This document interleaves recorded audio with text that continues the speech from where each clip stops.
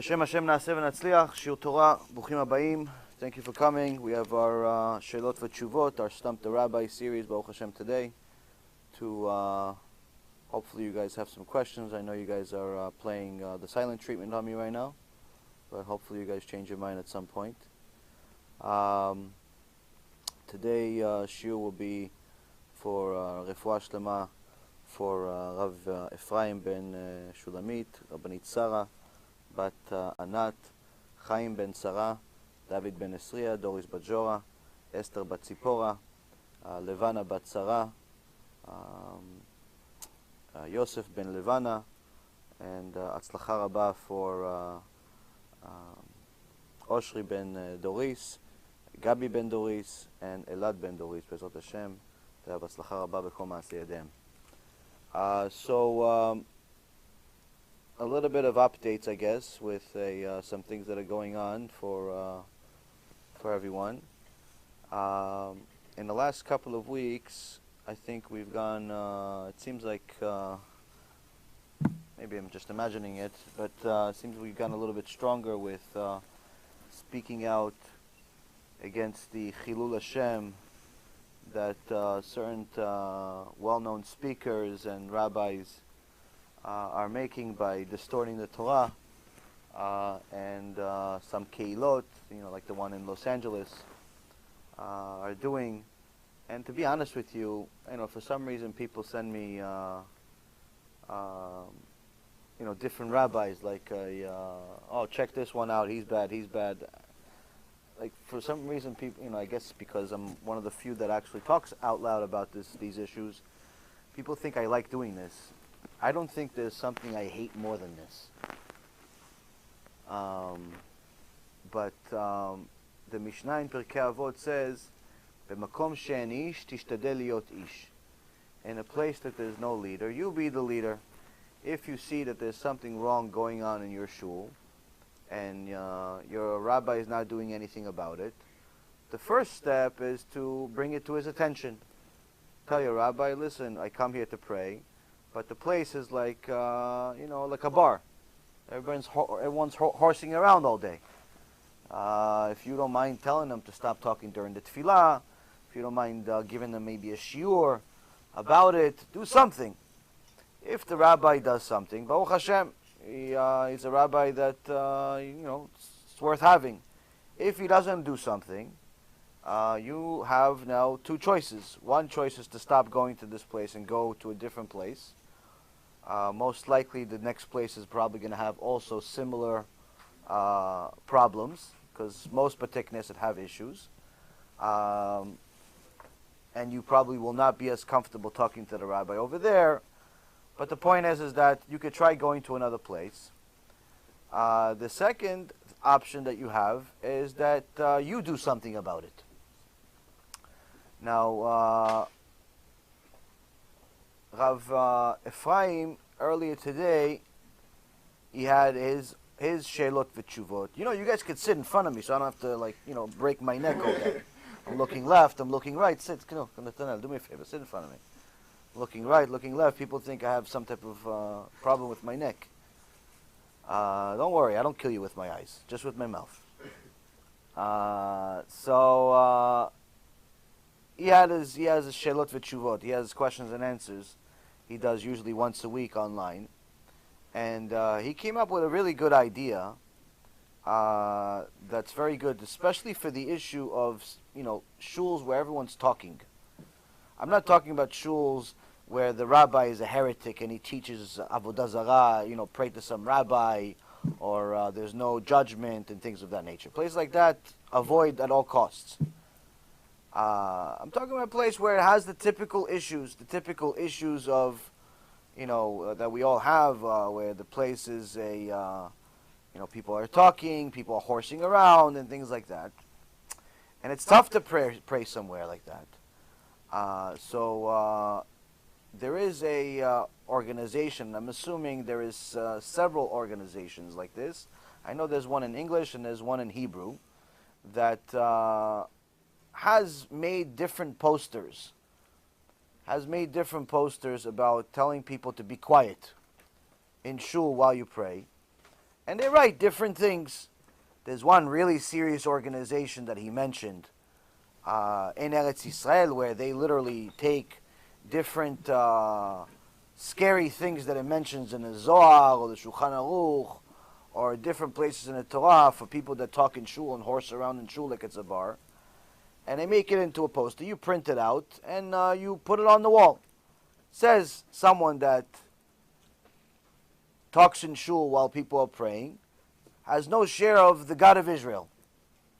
This is 100% accepted. This is the rule. So now most people that talk in shul don't know this. Why? Because they're talking. If they knew this, they either would not go to shul or they would stop talking. Shulchan Aruch says someone that speaks in shul, his sin is too big. There's no other sin in the entire Torah that the Shulchan Aruch writes is too big. Even Chilul Shabbat doesn't say that. And the reason why is because when you violate Shabbat, the sin is on you. It's your problem. You want to do tshuva, Be'ezrat Hashem, you do tshuva, you're welcome, Baruch haba. You don't want to do tshuva, you just go to Gehenom forever, that's it. Not a big deal. Not a big deal. Just go burned and, ripped apart for infinity years. Good luck. You want to do that, good luck. But it's just you, though. Just you. Talking in shul, Rabotai Yekarim, the Shulchan Aruch says this is a big sin. Too big. Why is too big? Why is too big? Because people, they don't go to shul, usually, at least they're not supposed to. They don't go to shul to horse around. Usually people go to shul to pray to HaKadosh Baruch Hu because they have a lot of problems. Baruch Hashem, Joshua doesn't have any problems. So he comes to shul to help us. He prays for us, Joshua. He prays for us because Joshua's tzaddik, not like you people. He's tzaddik, Joshua. He comes, prays for us, Yishtabach Shemo. He prays for us. Be'ezrat Hashem, he's never going to have problems. But we need people like him to pray for us. The rest of us, we have problems. So we go to shul to pray for what? For our problems. Kadosh Baruch Hu help me. I don't have a job. Kadosh Baruch Hu help me. I have many enemies. Kadosh Baruch Hu helps me. I'm alone. Kadosh Baruch Hu help me. I'm married, but I feel alone. Kadosh Baruch Hu, I don't have any money. Kadosh Baruch Hu, I have too much money, and everybody wants to kill me because of it, and so on and so forth. Everybody has their own set of problems. So we go to Kadosh Baruch Hu every single day. Pray to Kadosh Baruch Hu, please, please Hashem, help me. Now, Kadosh Baruch Hu has many, many helpers. Not that he needs help, but the way of a king is to have servants. If a king doesn't have servants, it's not kavod for the king. It's not that the king can't go get his own milk.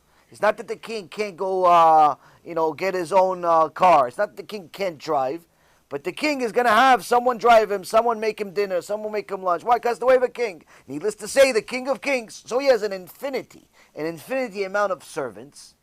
Not just the flesh, that's us that are trying to be servants, but he has malachim. And he creates an infinity new amount of new ones every single day. Every single day new ones are being created. Different jobs, different roles, different this. Now these malachim, Rabotai, these malachim, they're not like me. They're not like me. I promise you. You guys think I'm a little bit critical? No. I'm a puppy. Next to these malachim, well, how do I know? Because when we were at Mount Sinai, anybody remember the story about what happened at Mount Sinai? We messed up a little bit. We messed up just a little bit. We almost got destroyed. A little bit. Almost got destroyed. HaKadosh Baruch Hu says to Moshe Rabbeinu, Moshe, okay, I'll forgive them, but from now on, I'm going to go back to my place. I'm going to give you guys a malach. He's going to handle the show. But just make sure, don't mess with him. Don't make a single sin because he'll kill you on the spot. Meaning you have one more chance. One guy violates Shabbat, you're all dead. One guy talks in shul, everyone's dead. That's it. Moshe Rabbeinu starts crying hysterical to HaKadosh Baruch Hu. He says, no, HaKadosh Baruch Hu, we're not moving, we're not leaving, we're not doing anything unless it's you. Why? Because there's no way we're going to survive with this malach. So now we're going to survive with this malach. Someone's going to mess up. Maybe me, Moshe Rabbeinu says. Who knows? No way we're going to survive with this malach. So what is the Kadosh Baruch Hu trying to tell us? Because seriously, these malachim, they love me so much, they cannot understand. They have no ability to understand how you people sin. Why? Because they have a comprehension in their ability, in their level of who and what Hashem is. No one understands completely Hashem. You have to be Hashem to be it. But in essence, they have a full comprehension of what a Kadosh Baruch Hu is. Now, they have no idea how we have the audacity to sin. How we have the audacity to speak in shul. How we have the audacity to pray to anyone other than Him. They have no comprehension of that. So for them to see us sin, they want to kill us on the spot. No second chances, no tshuva, no nothing. Midat adin. So HaKadosh Baruch Hu says, you deal with them. Moshe Rabbeinu says, we're not going to survive. He starts crying hysterically. He says, Hashem, just kill me. Why? It's going to be embarrassing for me. It's going to be embarrassing for me to go up to Shamayim. Avraham, Yitzchak, and Yaakov are going to see me. And they're going to say what? Oh, here's Moshe. Here's Moshe that killed all of our kids. Here's the leader that killed all of our kids. So Hashem, it's going to be embarrassing for me. Hashem says, you know what? You're right. They will be embarrassing for you. Okay, fine, I'll do it. Okay, fine, I'll do it. For that he did it. Why? Moshe Rabbeinu didn't deserve the embarrassment. Now, these malachim, Rabotai Yekarim, they come to shul. And they take prayers, they bring it to HaKadosh Baruch Hu. If you pray the kosher minyan, they take the best of everyone. You have, let's say you prayed for 15, 20 minutes. Out of the 15, 20 minutes, 5 minutes was good, 15 minutes you were thinking about baseball. Okay, 15 minutes goes in the garbage. 5 minutes they keep. Another guy, 1 minute was good. Okay, the other 19 minutes in the garbage. One guy, 10 seconds. They take the 10 seconds, the rest of it's garbage. One guy, 10 minutes. Yishtabach Shimo, this guy's the best. Okay, we take it. They take everything, and they make a nice, beautiful package. Hashem, perfect prayer. Minyan, kosher minyan, amazing. Hashem says, okay, let me see what they're praying. Oh, this guy, misken, he's sick. Okay, let's make him healthy. This guy is poor. Okay, let's give him a new customer tomorrow. Oh, this woman is lonely. Okay, let's send her a shidduch. Next door neighbor, never knew she existed. This one is this one. Kadosh Baruch Hu starts writing checks. He starts writing checks. Why? It's a kosher prayer. But what happens when someone starts talking in the middle of Kaddish? What happens when someone is talking b'chazarat hashatz? When the shliach tzibur, the chazan, goes over the amidah again, people think this is a socializing event. Why? Because they already did it. They figured, I already read amidah, so this is a time for me to catch up with Steve. This is a time for me to catch up with Reuven. I'll tell him about my job, I'll tell him about my wife, I'll tell him about this, I'll tell him about that. It's a time to catch up. The malachim don't have any type of sense of mercy. They take everyone's prayer and they put it in a hold box. It does not go to HaKadosh Baruch Hu. HaKadosh Baruch Hu asks, okay, Madua bati ve'enish, I came, his synagogue, but there's no one here. Malachim says to HaKadosh Baruch Hu, no, HaKadosh Baruch Hu, there's no prayer here. There's nothing here. Why? No, they're just hanging out. It's a bar. What do you mean it's a bar? Big building for be a bar, HaKadosh Baruch Hu says. What? It's a nice building to have a Sefer Torah in this bar. Because, yeah, HaKadosh Baruch Hu, this bar has Sefer Torah in it. It's not a Beit Knesset, though. Why? In a Beit Knesset, you don't talk in the middle of Kaddish. In a Beit Knesset, you don't talk in the middle of Chazarat HaShatz. Needless to say, you don't talk in the middle of Amidah. Okay, Hashem, maybe Hashem says, I'll come back tomorrow, see what happens. So the Shulchan Aruch says, the sin is too big. Why? You are the only one that talked. You and Reuven are the only one that talked. You and Shimon, you're the only one that talked. 100 people in the minyan, their prayers are not getting accepted. Now what happens? The guy stays sick. The guy stays poor. The girl stays lonely. The kid, everybody's problems stay the same. And the Shulchan Aruch says, all of that is on his head. On that one guy's head, or the two people's head that we're talking, everybody's problems on their head. Everybody is going to blame. They're going to see in Olam Haba, they get to Shamayim, and say, Kadosh Baruch Hu, how come you didn't cure me? I was so sick. How come? I prayed for it. Hashem says, let me see your account. Yeah, you prayed at that bartending minyan. Oh, you prayed at the pub, minyan. Yeah, we don't accept prayers from pubs. We don't accept prayers from places like this. Yeah, but Hashem, it was the rabbi that was the biggest talker. Okay, you should have picked a different rabbi. You should have picked a different shul. You should have picked something. There's a certain type of ingredient list that I need in order for it to work, in order for the medicine to work. When you have a talker in your shul, It doesn't work. It ruins the whole thing. It's like putting a little bit of poison in your soup. B'te'avon. Bon appetit.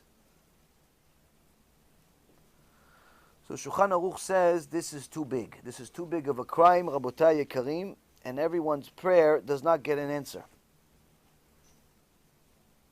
And now, who wants this kind of bill?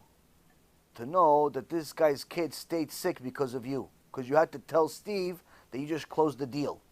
Who wants this kind of bill to know that this woman stayed lonely because you decided to tell her that you're baking a cake for Shabbos? Who wants all these things? Who wants all this stuff? No one. How come we do it? Because we don't know. We don't know that we're doing this. We don't know that we're performing such a big crime against humanity, against our brothers, against the people that we love. So now, getting some of these signs, and you can find them on the internet, or you could simply just type something up yourself, but there's certain things that are already typed up. You take this, you start putting it all over the walls of your synagogue in a nice, amicable way, in a nice fashion. Don't start turning this stuff into your wallpaper. It's not, it's not nice. But you got to put a few of them in every corner, a few, so everyone knows as soon as they come in, okay, this is there. Now, if you put a piece of paper, black and white, people are not going to pay attention to it. They're going to think it's like that's the shiur time or something. Make it nice, make it a different color, put it in some type of frame, make it big, make it stand out. Make sure you ask the rabbi, can you please do me a favor, mention this to people. You mention it to people, have a few on you. You see somebody talking, you don't have to say a single thing. You tell me, hey, by the way, here. He sees, you just lost Olam Haba. Shem Achem. What? Who are you to tell me that? And he says, Shulchan Aruch. Signed Rabbi Yosef Karo. It wasn't me. Anyone that believes that HaKadosh Baruch Hu is real, anyone that believes that he's praying to Hashem, goes to shul, he's going to stop talking. If he doesn't stop talking, then this is an ox. Then the Rambam writes, a person that you warn several times to stop talking in shul, and he doesn't stop, you are allowed to publicly embarrass him. Now, for anyone who doesn't know, publicly embarrassing another Jew is a very dangerous thing, because if you wrongly publicly embarrass another Jew, you lose Olam Haba. So for the Rambam to say that you're allowed now to publicly embarrass another Jew, it's a big deal. Why? Because the Rambam is saying this guy is hurting the public. He's hurting everybody else. It's a keilah, 50, 100, 200 people full of problems. And no one's going to get their problems answered because this guy can't shut up. You have to do something about it. Now, like I said, sometimes the keilah just needs a little bit of information. You give them some information, Be'ezrat Hashem, you'll succeed. Tell them, listen, do me a favor. You could talk as much as you want, outside or after the prayer. I'll talk with you. Let us pray. 15, 20 minutes, we're finished. In the morning, an hour, 45 minutes, whatever it is, we're finished. Even if you have to tell the guy, you know what, do me a favor. I'll give you $20 just to shut up. $20, quiet. Do it a couple of times. The guy's going to, after a few times, like, oh, well, he's not going to come for $20. And say, okay, after a while, okay, I have to be an adult here. Either go home, or go to work, or go pray. People have to do something about their prayers. These synagogues, mamash, it's very difficult. It's very difficult to see people pray so much and nothing happens. And I know this is part of the reason. The other reason why we have a lot of problems, especially on Shabbat, in synagogues, is because of lack of modesty.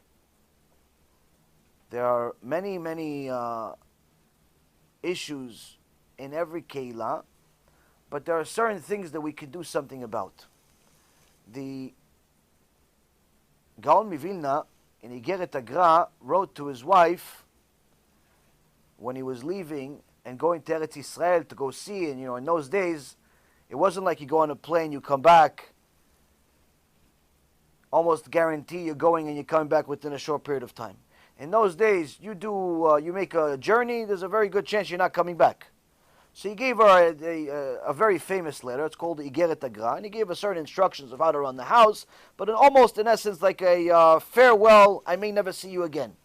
So he's only writing important things here. He's not writing, listen, make sure you don't forget me. No, he's writing stuff to remember regardless. One of the ideas, one of the advices that he gives to his wife and his mother is don't go to shul. Tells his wife and his mom, don't go to shul. He says, try not to leave the house at all. He says, I left you enough money that you could get somebody to go do the shopping for you. But for shul at all, do not go to shul. Why? He says they chit-chat over there. Nothing is going to be good for you over there. Your prayer is not going to be answered. This is 200 years ago. Now, in his days, that was the main issue. You know, sometimes there's a little bit of lashon hara, a little bit of rechilut, certain things that are happening, you know, people are chit-chatting in the shul. Today, it's not just that. Today, sometimes not sometimes, I'm trying to be nice, but there are certain places that women love to go to, certain synagogues that there's like more women than there is usually. And the women come there and they socialize the whole time. But that's not enough. They also like to stand at the entrance of the shul to say goodbye to every single male member of the shul. They also like to forget half their clothes at home. They also like to wear wigs that no one in the world in the history of mankind ever said is kosher. Forget about the India stuff. I'm talking about simply, even if you want to rely on the poskim that said that some wigs are allowed without the India avodah zarah issue. No one ever said that these long ponytails are, horsetail wigs are allowed, except our dear friend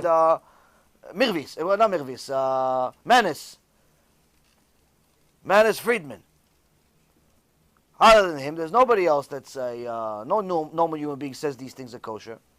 Now, why is this a problem?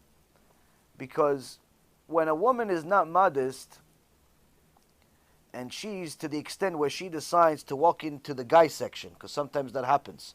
Women decide to just, go to the guy section, sit there for a little while, say hello to a few people. At that moment, you're not allowed to pray. You're not allowed to say a bracha next to an immodest woman. You're not even allowed to say Birkat HaMazon. Birkat HaMazon, you're not allowed to take Hashem, you're not allowed to talk to Hashem. Why? There's an immodest woman next to you.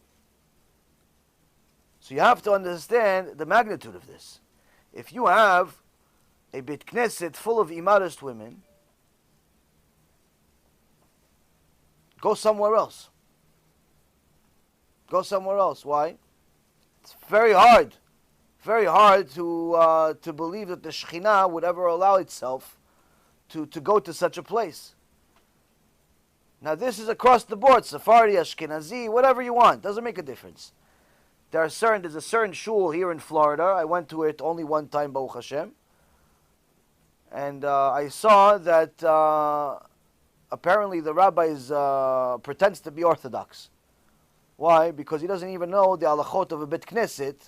They're supposed to have a mechitza, the separating section between the men and the women. The whole point of it is that the two cannot see each other. That's the point. So the guy doesn't look at the girl and think about the girl instead of HaKadosh Baruch Hu.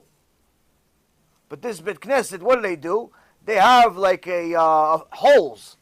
The whole thing is full. It's like a fence. Pretty much, there is no mechitza. And not only that, they put the women on a stage, so you could definitely see everything, not just her face. So if she forgot to wear like half of her skirt, you could see that too. Because she's on a stage now. And it's a fence, and it has holes everywhere. And the place has, on Shabbat, there was no less than 400 or 500 people. It's a big Knesset. It's not like a hole in the wall. Maybe more. A Beit Knesset like that, you're not allowed to pray in it. Why? There has no mechitza. That's how Reform people pray. So it's important for us to know these little things, because that's the difference between you praying to HaKadosh Baruch Hu and getting your answer, getting your salvation, or you just simply talking to a wall. Many times people cry to me and tell me, I pray, but my prayers don't get answered. Where do you pray? That's question number one. Where do you pray? You pray a Beit Knesset that's not kosher, you have a serious problem. You have to find a new one. So try to help your community, try to help your synagogue, try to help people without causing a big fight. Some people like to cause fights. They like to tell people what to do. Don't tell anybody anything. Like I tell people all the time, what I do, I've been doing for 20 years. I've been a speaker for 20 years. I've only been teaching Torah for, I don't know, 6, 7 years, whatever it's been, but I've been a professional speaker for 20 years. So I can read people, I can tell you what you pretty much are going to ask me before you ask me. There's a certain skill set that goes with it. So that's not something you can buy in at 7-Eleven. Takes a lot of experience. It's not for everyone. You want to go do it, try your luck at it, go try your luck at it. But the reality is, most people can't do it. Takes a lot of training. So it's better you don't necessarily speak to people. Let me do it. How? You take a CD, you say, hey, listen, it's Thursday, and you're still Mechalel Shabbat last week, so here's a CD. Hopefully by Friday, by tomorrow, you'll be a Shomer Shabbat if you hear the CD. You let me do it, you give him a CD, you give him a link of a shul, Yishtabach Shimo, the guy's going to be Shomer Shabbat. That's one way. Second way to do it is you invite him to a shul, like Baruch Hashem a few people did today. You invite them to a shul, they hear a few things of emet. You never know. The guy may actually start keeping Shabbat. The guy may stop speaking in shul. The guy may leave his Goya girlfriend. The guy may stop wasting seed because he realizes that there is a consequence for your actions. Anyone that tells you that no matter what you do, you're going to heaven is considered 100% a kofel, an apikos, which means you cannot even count them as part of a 10 minyan. His Judaism is on suspension. Her Judaism is on suspension. Why? One of our 13 principles of faith is that there's reward and punishment. Anyone that tells you that there's no punishment is simply a person that has removed himself from Klal Yisrael. Once he does tshuva, he says, no, I was wrong, I'm sorry, you're right, there is punishment, I just don't like talking about it, I'm a little bit soft, I'm a little bit weak, I'm a little bit this and I'm a little bit that, no problem, but there is, I just don't want to hear it. I don't want to talk about it. Okay, no problem, just don't deny it. Don't deny it. You don't want to hear it, that's one thing. You should, but nonetheless, don't deny it. Once you deny it, you are removing yourself from Klal Yisrael. So, you have to tell people different things, and sometimes you can't do it. So what do? You have me do it. You give him one of my CDs, you give him one of my shurim on the internet for free. You give him one of the business cards that on the back of it has the thing for the app. They download the app, Yishtabach Shemo, within a few months they're rabbis. Don't try to be a superhero and try to do what takes many, many years to do. Because if you do it wrong, you get one chance at this guy. You get one chance at this girl. She's going to give you a chance to tell her what you think about her Chilul Shabbat. He's going to give you a chance what you think and what you think about his non-Jewish girlfriend. One chance you get. You come off like you're from Hamas, guess what? Not only he doesn't like you anymore, not only he's not going to talk to you anymore or listen to you anymore, but guess what? Now he hates Hashem too for creating you. That's why it says, "Ocheach tochiach et amitecha, velo tisa alav chet." You must rebuke your brother, but don't get to sin. Meaning, you have to know how to rebuke. Sometimes, I have to talk about Gehenom and give you guys specifics. Why? I need you guys to be scared. I need you guys to be scared so you don't go away and start sinning. HaKadosh Baruch Hu needs you to be scared. Why? So you don't sin. That's what he says in Sefer Shmot. In Sefer Shmot, in Matan Torah, Parashat Yitro, Moshe Rabbeinu tells Am Yisrael, no, don't be scared. He's just scaring you so you don't sin. But he loves you though. Which means that HaKadosh Baruch Hu wants us to be scared. Gemara Masechet Shabbat says the only reason HaKadosh Baruch Hu created the world is so you fear him. Why? If you fear him, you'll serve him. You don't fear him, for sure you're going to not serve him. For sure you're going to go against him. So fear is necessary, but you need to know how to deliver it. Don't think that just because you know how to talk to yourself, you could talk to people that way. You have to know how to read them. You have to know what to say to who and what and when. So it's better you don't do it than you have me do it. You have Rav Mizrahi do it. Unfortunately, in English, the list is not very big of people that do it. If you know how to do it, you trust yourself to do it, go bechavod, go do it, try it. But if you see that it's not working with 10, 20 people already, stop. Stop doing it. You're ruining everything. Give him the lecture and don't say a single word. Why? Because everyone has an ego. Everyone has an ego. No one likes to be told what to do. But if you do it in a certain way where you just give the guy a CD, you just give the guy a link to a shiur, and he watches it, he listens to it, she listens to it, and she gets the shock of her life, but she doesn't feel like it's a personal attack, because she knows I'm not talking to her, I'm in a video. I don't even know who she is. I don't know who he is. But she knows it's true. And she accepts it. Her ego will allow her to accept it. Why? Because she feels like she discovered the truth by herself. It wasn't from you. She's not connecting the dots that you're the one that sent it to her. So she'll accept it much more likely from me on a video than from you. As her friend, as her son, as her father, as her whoever you are. So more times than not, it's not going to work. Now, if you want to do kiruv with people, by talking, do it with strangers. Do it with strangers. I know I used to tell you guys to try to help people that are around you and so on, but I'm seeing more damage than good happening with people talking. So let's try to re-strategize a little bit. Stop talking. And if you have to talk, talk to strangers. Meaning, you tell the guy, listen, by the way, I don't know if you know, you just parked right next to the shul on Shabbat. I don't know if the rabbi ever told you, but Jews not allowed to drive on Shabbat. Oh, really? Oh, no, you're not allowed to drive. Okay, fine. Why? Everybody else drives. Okay, everybody else jumps over a bridge. You're going to jump over a bridge? If you want after Motzei Shabbat, I'll show you sources. Okay, you know what? No problem. Okay. Stranger. Stranger is more likely to accept it from you. Your brother, your sister, your best friend, your all those people, they're not going to accept it from you. Why? Because there's an ego involved. There's an ego involved. Another thing is, you could sponsor these CDs, and we could do it for you. We send these CDs all over the world. And right now we're working on for some time we've been working on the next double CD package that I told you guys about a week ago. This is it. It's not made yet, but this is the first of its kind. No one has ever made a CD like this before, not because I'm unique, but simply because no one wants the burden and the headache that comes with it. This CD, there's two of them. One of them is not unique. It's just my personal story and a bunch of short movies we made about Torah. The movie Baruch Hashem has already hit, I don't know, maybe close to 100,000 people have watched this movie throughout the different channels, and it had a lot of really good feedback. So that movie is good, but more importantly, in my opinion, is the second CD, which is Tikkun Abrit. It's somewhere in the neighborhood of, I think it's 57 different tracks, 57 different shiurim about wasting seed, about the issues of immodesty, about the issues of immorality, specifically for this generation. Why do I say that this is the first of its kind? It exists, but only in Hebrew. You'll find there's a few rabbis that made similar CDs in Hebrew for years. In English, no one has ever dared to make such a CD. And the reason why is because it comes with a big headache.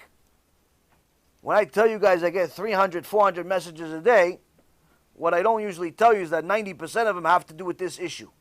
Because a lot of people, unfortunately, are addicted to women, addicted to themselves, addicted to immorality, addicted to a lot of these things. And they never knew it's as bad as it is until they watch one of my shiurim. Until they realize that if they continue wasting seed, they are going to go to Gehenom and never come out. That's what the Torah says. That's what the Shulchan Aruch says. A person that wastes seed without doing tshuva, en lo chelek le'olam haba. The Gemara says in several places, a person that even touches his member and he's not married, and he causes himself an erection, he's like bringing the mabul. So the Chachamim say, what does it have to do with the mabul, the flood, Noah's Ark? He says, the biggest crime that that generation of Noach made was immorality, was wasting seed. That was the biggest reason why Kadosh Baruch Hu decided to kill all of them.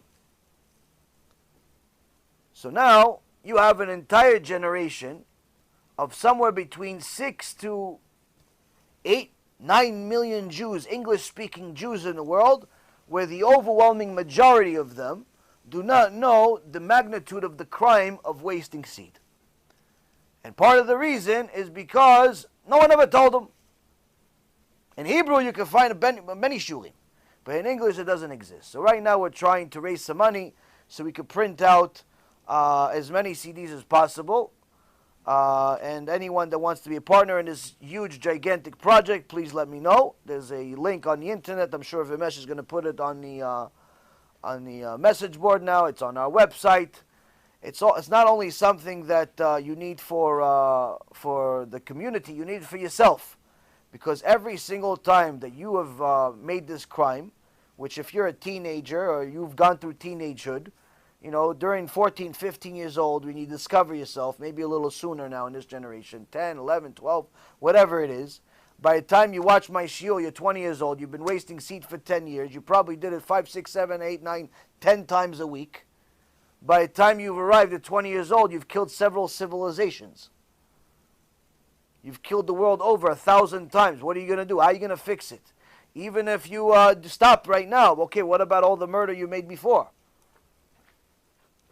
What are you going to do about all of that? Now, there's several things you need to do. Number one, you have to stop, obviously. Number two, you have to learn everything that's on this CD, plus on the book that's on our website for free. There's a book on our website. It's called Watching Your Bleat in Your Eyes, something like that. It's about 200 pages. You can download it for free. Learn that book, become an expert in it. It's full of sources from the entire Torah. Shulchan Aruch, Zohar, Chachamim, Musar, Chumash, Tana, anything you have. All over the world, all over the Torah, different sources of the magnitude of this sin. It's good for women and for men to read. Why? Because it also has issues about modesty and so on. If you're a woman that walks around immodest, you're a partner to the crime. There's no way that your victims are going to go to Gehenom and you're going to Gan Eden. You walk around with a mini skirt, a tank top, you think you look cute, you're going to look very cute in Gehenom being burned up to pieces. Why? Because all the people that watch you are going there. What do you think? They're going to go there, you're going to stay there? You're going to go to Gan Eden? It doesn't work like that.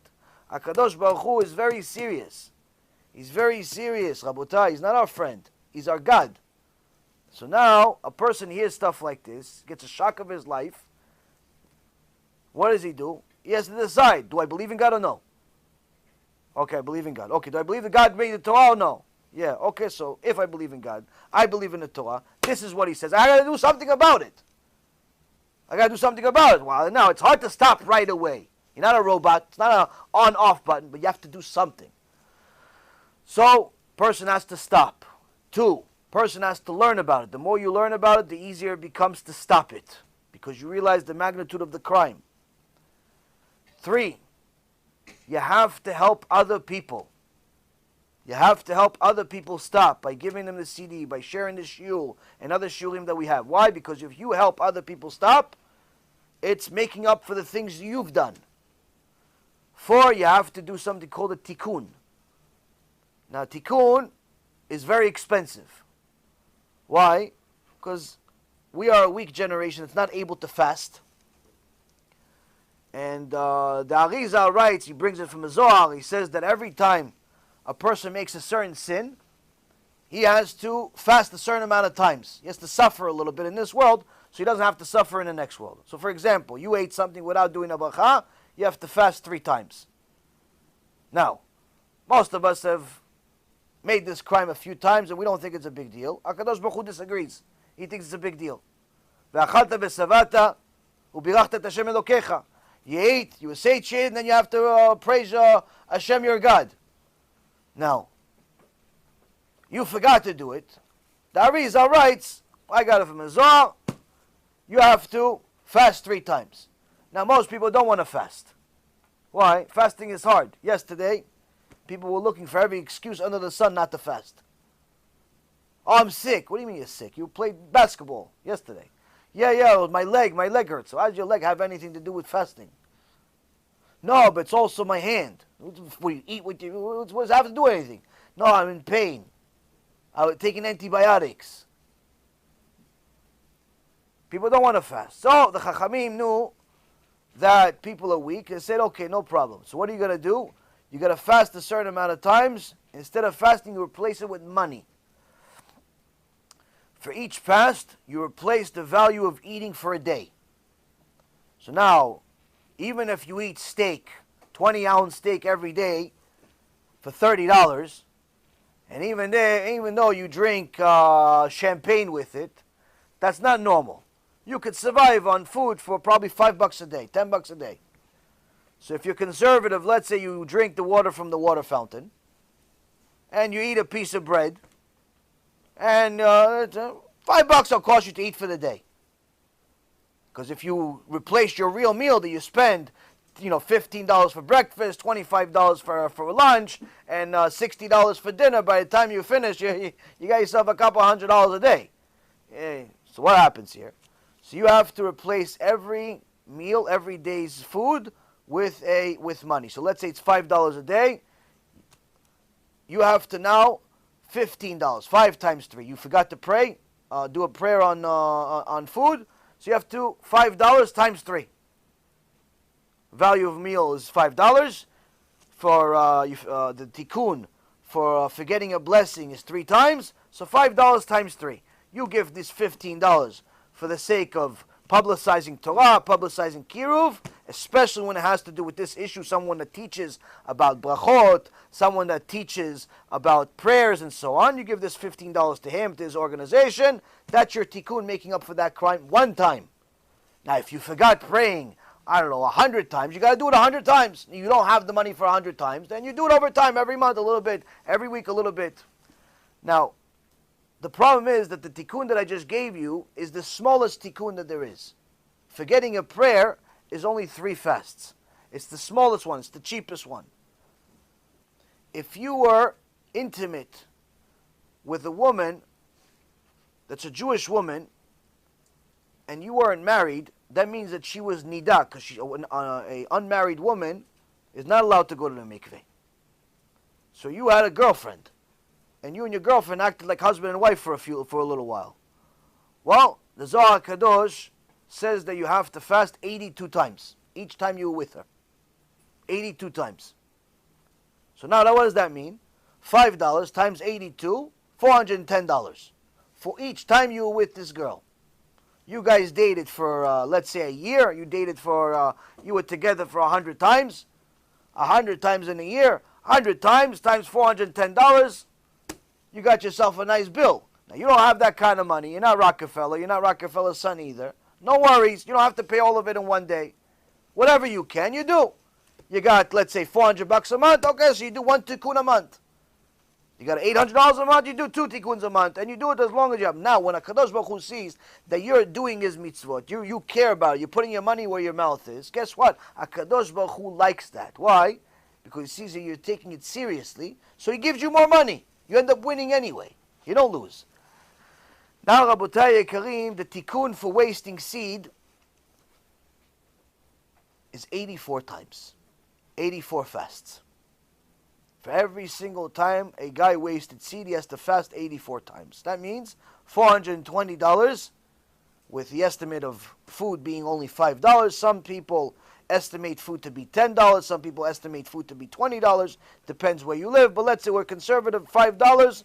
Okay, it's $420 per time. And that means, Rabotai, that the average guy that's 25 years old that was wasting seed already for at least 10 years, you're talking about he has to be Rockefeller and his father to pay for what he did. No worries. HaKadosh Baruch Hu knows that. He's not expecting you to be Rockefeller. He's expecting you to do something. Can you handle something? Can you handle something? What can you handle? You could do $400 a month, do $400 a month. $400 a week, you do $400 a week. $400 a day, you do $400 a day. $400 a year, $400 a year. Whatever you can handle. Guess what? HaKadosh Baruch Hu has access to your bank account. He knows what you can handle. He even knows your boss. He knows what he pays you. He knows your parents. He knows what your allowance. He knows how much money you have. Don't pretend like you don't have. People always, no, I'm broke, and they buy a new car, they buy a new house, they buy new this, they buy new that. Okay, broke, good luck. Now, here we have an opportunity, Rabotai, and again, remember, this is not for me, not a single dollar of this goes to me. This is all for you. Here we have a double whammy. We have a double win here, because we're coming out with a CD that's the first of its kind. So this means someone that donates to these CDs does their tikkun through these CDs where they give their $400 or $1,400 or $14,000 or whatever you can end up giving for us to help publish these CDs. Now you're winning in a million different ways. Not only are you doing a tikkun, because you're helping publicize Torah, but you're also doing kiruv with this money, because these CDs are going to be giving away all over the world. Each person listens to this CD, ishtabach shemo la'ad, this person starts doing tshuva, you're the biggest winner in the world. One guy that used to weigh seed twice a day on a regular basis, he thought it was healthy. His psychiatrist says it was healthy. He wasted seed twice a day for 10 years, almost killed himself. That guy stops because he got a $2 CD. Guess what? Every single time he would have done it ongoing, twice a day, for the rest of his life, another 60, 70 years, guess what? It goes to your account that you are making up twice a day from the past. You did it once a day, you did it once every other day, he does it twice a day, you're erasing the bill day by day, day by day. So that means you don't have to pay $1 million trillion for all the things you do. You just got to use your money wisely, and you got to publicize this stuff. You don't want to do it? Be my guest. Don't do it. Don't do it. Don't do anything. Just, hey, chavod. People think that they're doing me a favor. Saying, oh, how much exactly is this and how much exactly is that? No questions. This is what it is. You want any questions? You go to the website. It has the information. That's it. You don't want to do it, but chavod, do what you want. What if I do it myself, and if I just, take the links and I send them to people? Go send the links to people. This is an option. You want to use it, but chavod, do it. What if this and what if that? Listen, this is an opportunity. Someone wants to be a partner. Someone wants to take a few dollars, help themselves. But chavod, you do it. You don't want to do it, don't do it. Trust me, if I wanted to sell it, it would be a different pitch. But people need to understand, doing tshuva is not an easy thing. It's not cheap either. It's a lot of effort. But that's why the people that do serious tshuva listen to our shulim, follow what we say, which is really just repeating what the sages say. These people don't go off the derech, Baruch Hashem. Why? Because it was so hard for them to get to where they got to, and they're enjoying it so much, they don't for a second want to risk it. For a second, they don't want to risk it. Going for what? For 5 minutes of pleasure? For what? So you have to be strong, Rabotai. It's the only way. I know there are certain people and certain organizations that teach differently. They teach a softer approach. They tell you that you're okay. They tell you you're a tzaddik. They tell you everything is fine. Well, I'm sorry to tell you, but I don't believe that strategy works. And it's not, you don't have to take my word for it. You could just look at society today. These organizations have been around for 20, 30, 40, 50, 60 years. The number of religious people in the Jewish world today has decreased repeatedly, consistently. It's not like we've gotten better with this approach. This approach hasn't worked. If it works, then more people will be religious. If it works, then all of their students will be tzaddikim. But what do you see? You see that the students are getting worse and worse, and the teachers too. And that's part of the reason we're going to finalize with this one thing, and then you guys can ask some questions. And again, to repeat, part of the reason why these organizations succeed is because people, instead of publicizing real Torah, they donate and they attend the lectures of these wicked people, like this Manis Friedman, and this Dweck, and this Mirvis, and all these people that we talk about. And it's sad that this Manis Friedman apparently is very popular here in Florida. So he's coming to visit in, I think, the next week or two. He's coming to visit to help ruin more lives.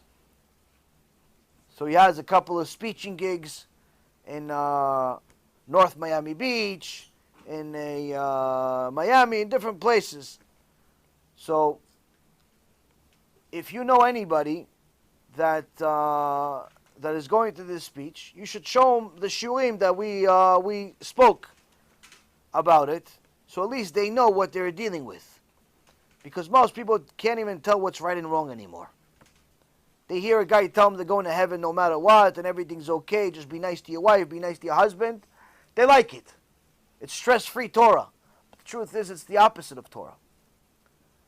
So, sadly, sometimes people make mistakes where you have good people, don't know who the bad people are, so they mix and match. So now there is a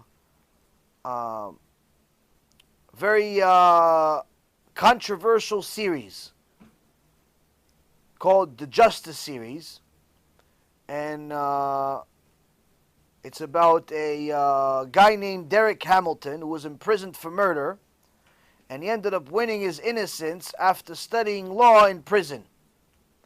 So they want the opinion of a couple of rabbis about the attitude towards justice, the prison, the whole thing.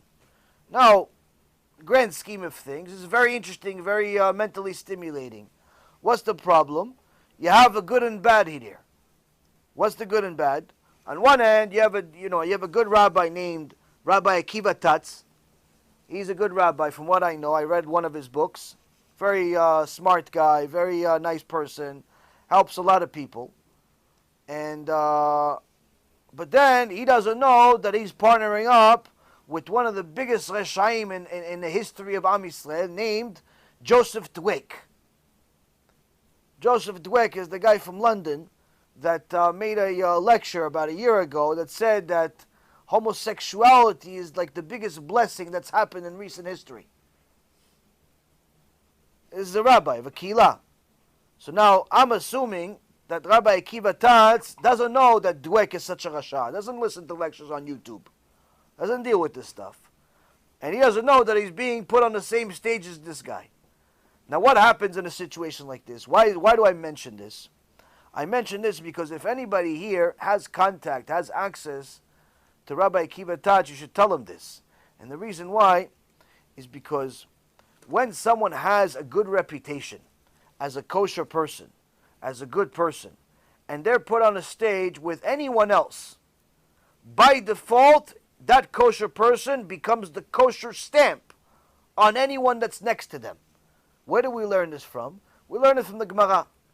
Gemara has a person by the name of Resh Lakish. Resh Lakish was the chavruta of Rabbi Yochanan, one of the most important sages in history. Now before Resh Lakish became the Resh Lakish of the Gemara, he was the head of the mafia. He was the biggest gangster in the world. One day he did tshuva. Rabbi Yochanan helped him do tshuva. The guy became a big tzaddik, big chacham, kodesh kodeshim. But because he knew the ways of the street, because he knew crime, because he knew all the things, he was very, very critical of it, because he knew now how bad it was. He knew how filthy it was. So he would never even talk, just even a hello, to anyone that he knew was not 100% a kosher person. To such an extent that it became well known among the community that anyone that Resh Lakish talks to, that's a good person to do business with. You could actually lend him money do business with him without witnesses. Why? Resh Lakish shook his hand. That's enough. Resh Lakish is such a kodesh kodeshim. He's so strict when it comes to dealing with people. He doesn't talk to anybody unless he knows for sure you're like mamash badatz. You are the biggest kashrut in the world. You're the biggest tzaddik in the world. He's never going to talk to you. So Resh Lakish says hello to this guy, says, how are you? How's everything? Oh, we could do business with this guy without even having witnesses. Why? Resh Lakish is the witness. Resh Lakish is the judge. Resh Lakish is the testimony. Resh Lakish is the kosher stamp. And that's what happens. Sometimes you have tzaddikim, you have good people, you have righteous people, and they're, somebody books them into some event. They don't know who, what, when, and how. They're just going to do their job. Problem is, they bring some Reshaim, some Manis Friedmans of the world, some Joseph Dwecks, some Dror Kasutos, some of these filthy people that distort the Torah. They put them on the same stage as this guy. And the people that, they say, oh, I know Rabbi Akiva Tatz, I know this one, I know these good people. I don't know this Dweck, I don't know this Dror, I don't know this Friedman. But if he's on the same stage, he must agree that this guy's a good guy. Next thing you know, they start listening to this guy's kfirah. This actually happened recently. There was someone, big Talmid Chacham Tzaddik, that was hosted on his show, on his thing. He hosted one of these Reshaim, Friedman. And he didn't know who he was. He didn't know. He knew he's popular on the internet. He goes to different places every day. But this guy says there's no Gehinnom. He didn't know this guy's promoting promiscuity. He didn't know this guy made a lecture today or yesterday, whenever it was, and the background of the lecture, he's actually in a wig company. The whole background is wigs. Each one 6-8 feet long. The whole background. He's promoting this. He's promoting immodest wigs, against halacha, against everybody's halacha, including the Lubavitcher Rebbe. And that's what he's promoting. He gives shiurim just to women on a regular basis, against halacha. He does all types of things, and everybody keeps listening. Why? Because people don't know much.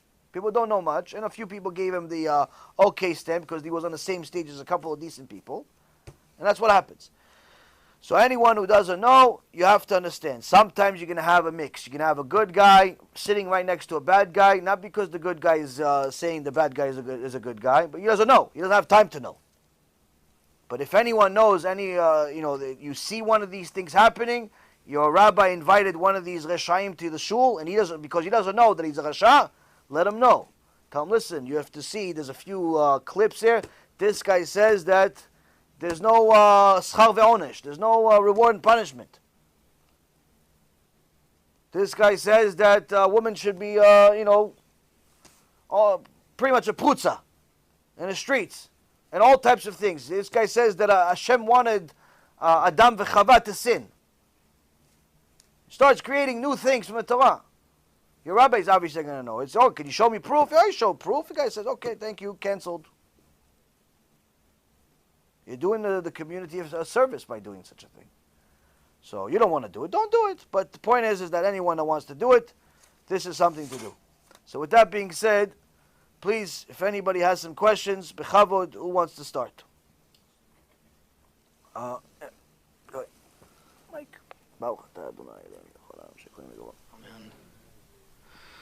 So, the sages were very strict about not delaying the mitzvah to get married because they say it's virtually impossible for a man not to have a seminal emission throughout his life. Okay. What if a man never meets his wife, or his soulmate never gets married for whatever reason? What if Hashem doesn't want him to get married? What does such a person do? It's a very good question. In the world that we live in, the more a person understands himself and his responsibility, the more he understands his own limitations. Now, the more a person understands his own limitations, the better his clarity is going to be about what his responsibility is in the world. Meaning that you know that you can try to make money, but there's no guarantee that you'll succeed. You could try to have kids, but there's no guarantee you'll succeed. You could try to get married, but there's no guarantee to succeed. So of course, HaKadosh Baruch Hu, your Father in heaven that loves you, He's not going to judge you and punish you based on something that you could not do, because He is the one that decides whether you succeed or not. He's the one that decides whether your business will prosper or fail. He's the one that decides whether your seed is going to work and you're going to have a kid or not. He's the one that decides whether your wife is going to be able to carry the kid. He's going to be the one that decides whether you're going to find even a wife at all. He's going to be the one that decides everything. The only decision that's in your hands is how much you try. That's what you're based. That's your whole judgment is based on effort, not success. So if a person tries to do everything possible, he learns Torah, he does mitzvot, he calls the shadchanim, and he asks them, please help me, here's my resume, you need a resume, this one, that one. He does whatever he needs. He does his ishtadlut. He continues praying to HaKadosh Baruch Hu. As long as he does his ishtadlut, if it doesn't succeed, there's no punishment to be made. Why? That's what it is. HaKadosh Baruch Hu decided not to give. But that means that he's also not allowed to give up. Because maybe HaKadosh Baruch Hu doesn't want you to get married at 25. He wants you to get married at 35. I have a cousin that is a huge Talmid Chacham. He did Teshuva almost 30 years ago. And he has become a very, very serious Rav in Israel. So much so that he practically sleeps in the yeshiva. Now, I've never learned with him, but I can tell you from what I've heard from others, he's an enormous Talmid Chacham. And he is now approaching almost 50 years old. And he's a person that's mamash Kodesh Kodeshim, so holy that when last time we went to visit, he wasn't willing to meet me unless I was by myself. He wasn't willing to see my mom. He wasn't willing to see other women. He wasn't willing to see my wife. My wife, Baruch Hashem, very modest. Everybody's modest, but he's not even willing to look at women. Not looking to look. Look, forget to talk about the look, even at a modest one. Not willing to look at nothing. Here's a person that's Kodesh Kodashim. He's almost 50 years old and he's single. Never been married. Still looking. Now, I wanted to bring him a few shidduchim, but unfortunately, he doesn't speak English. He speaks, and most of the people that I know are English speakers. So, and also, one of the issues that he's had is that he has no interest whatsoever in doing anything other than learn Torah. Meaning, he needs a very special woman that wants him to learn Torah, doesn't want him to work even for 1 minute. He's mad. He's a very good-looking guy. He's nothing's wrong with him. Handsome, tall, very smart. Everything is good. But he wants to learn Torah. That's what he wants in his life. Most women today, they okay, learn Torah, no problem, but we need some money. You need some money, no problem. I'll continue being, that's it. So, this, Rabotai, is not an easy shidduch.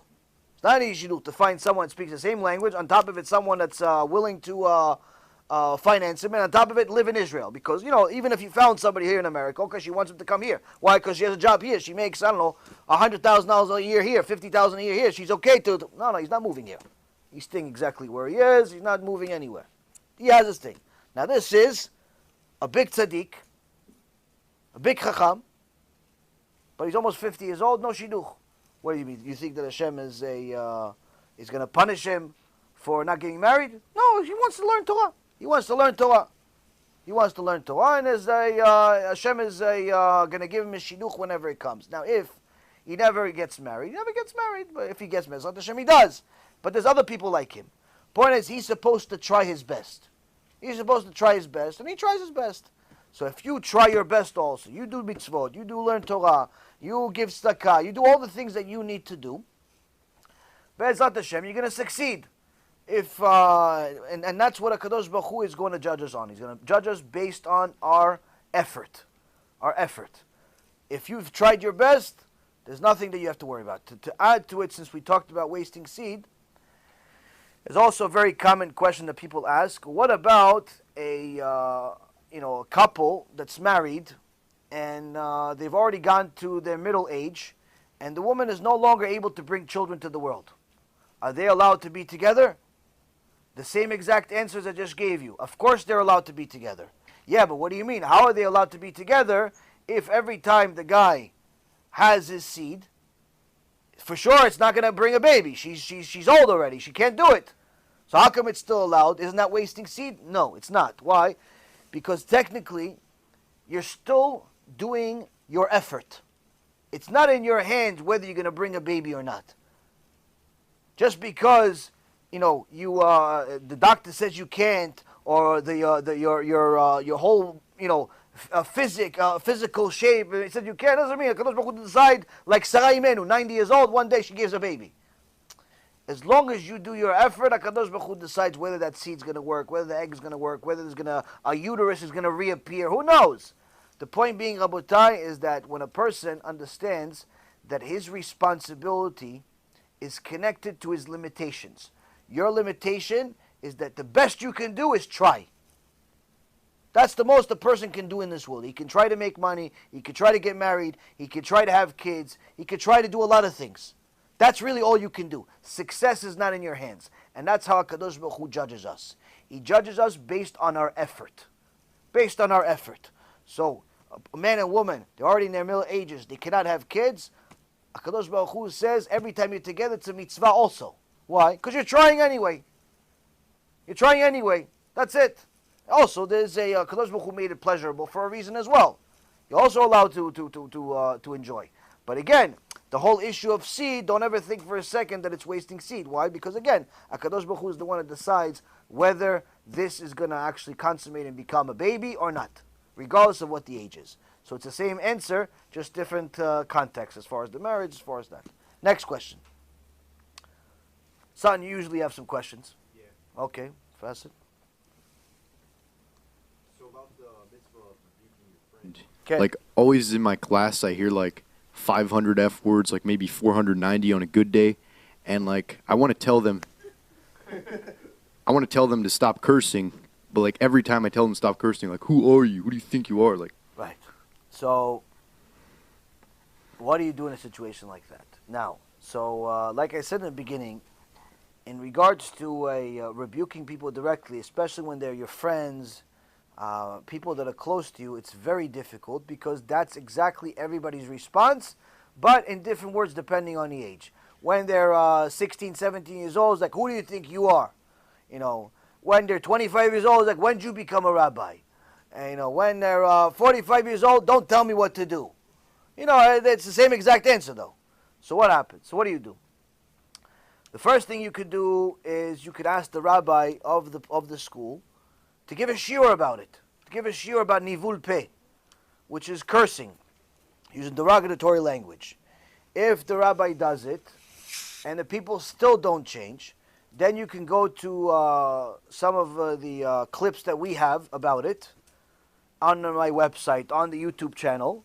And there's a few things that, a few clips that we have about nivul peh, about what a person curses, what's the magnitude of it. There's also a few books that mention it, about what it means to use derogatory words and curse words and so on, how much a person will get punished for it and so on. And this is something you can send to people, you know, on the text message without having that direct interaction that for them feels like you're attacking them. Not because you're attacking them. You're not attacking them. You're actually just trying to help them. But because their ego is so big, they feel like anything that you're doing that's not complimenting them is an attack. So that's why they say, who do you think you are? When did you become a rabbi? Don't tell me what to do. What does that mean? That means that they feel like you're attacking them because you don't agree with them. So this is why, Rabotai, is that you have to do it smart. You have to do indirect rebuke, sending a shiur, start a group on WhatsApp, start a email list, start a group on wherever you are, and try to give people the information that way. And at that point, you have fulfilled your obligation of rebuking them. You gave them a shiur, you gave them a CD, they chose not to listen to it anyway. What can you do? You could try again another time and so on.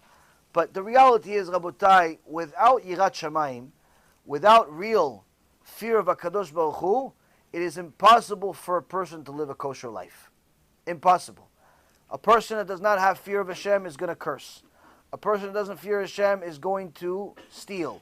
He's going to cheat. He's going to lie. He's going to do the worst crimes in the world. So much so that the Gemara says, if you know that a person does not have fear of heaven, doesn't have fear of Hashem, you're not allowed to be in a room alone with him or alone with her. So Gemara says, why? He says, maybe he'll kill you. Maybe he'll kill you. Where do we learn it from? We learn it from Avraham Avinu. Avraham Avinu gets his wife Sarah kidnapped by the people of Avimelech. Then Avimelech gets rebuked by Hashem. Apparently, he had a major merit for Hashem to speak to him, and Hashem says, you are about to be with the prophet's, one of my prophet's wife. But Avimelech says, I didn't know. He told me she's his sister. Hashem says, I know you didn't know. That's why I didn't kill you. But if you touch her, I'm going to kill you. So the next day, Avimelech comes to Avraham Avinu. He says to him, how come you didn't tell me that she's your wife? Why'd you lie to me? Why'd you tell me that she's your sister? So Avraham Avinu gives us a lesson of all lessons. He says, I saw that the people here have no fear of Hashem and they would kill me over my wife. Meaning that someone that does not have fear of the Almighty is always in Shemaim, always suspect of possibly being a murderer. Why? Because when you don't fear heaven, that means you think you are heaven. You don't fear God, that means you think you are God. Somebody has to be God. If you're not afraid of God, then you think you are the ruler, you're the creator, you're everything. Like Paro. So if you think you're the ruler, you're the creator, you're in charge of everything, the second somebody's going to cross you, the second somebody's going to do something that you don't like, you're going to take things into your own hands. Because you have no fear that Hashem is going to punish you.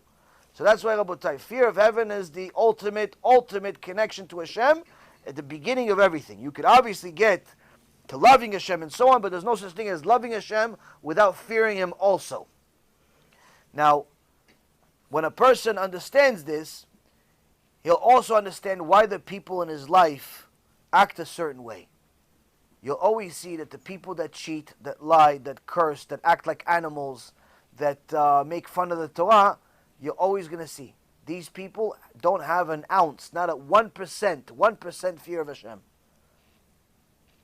A person like that, you cannot help him without first telling him he has a reason to be afraid.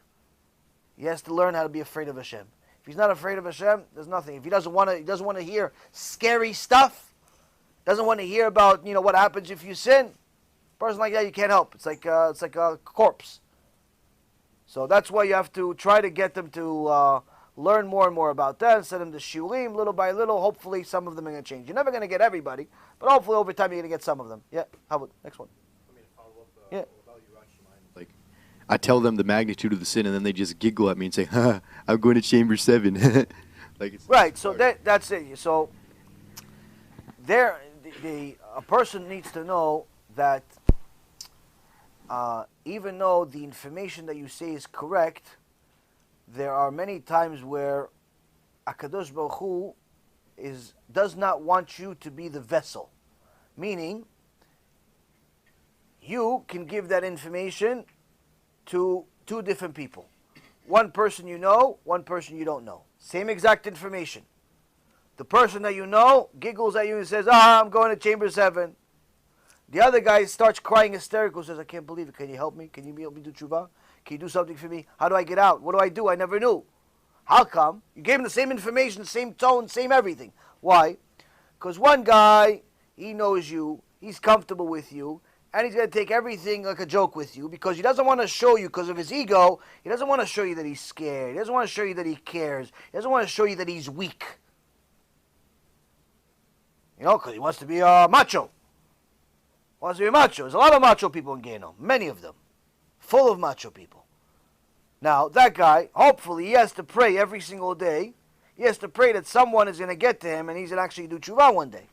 But another guy that you don't know, he's not macho. Why? Because he says, what benefit does this guy have? He doesn't even know me. What benefit does he have in telling me all this scary stuff? I'm not giving him any money. He's not charging me for it.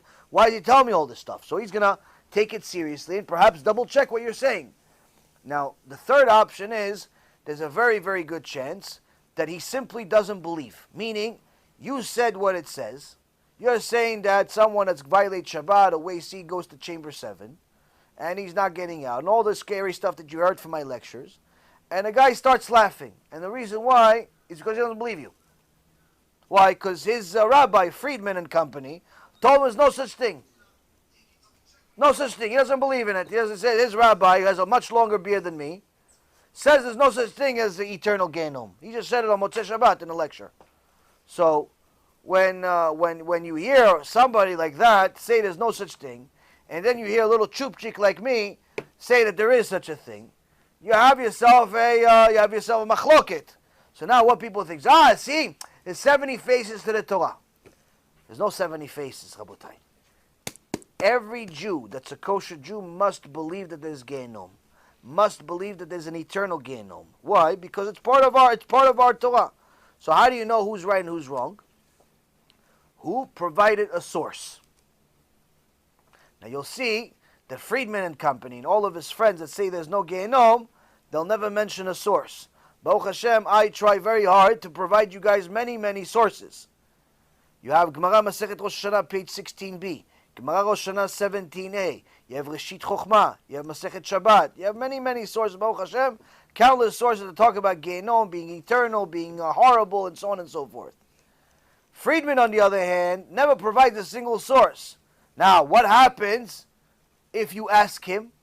I'm going to save you the time. Somebody asked him and told me about the whole thing, the whole dialogue.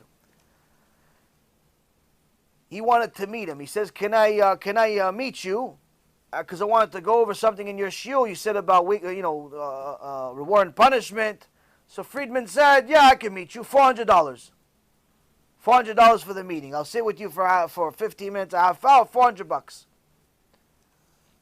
So the kid said, okay, fine, I'll pay you the $400. But then something changed. He couldn't do the meeting. Oh, okay, you know what? Can I just send you the questions?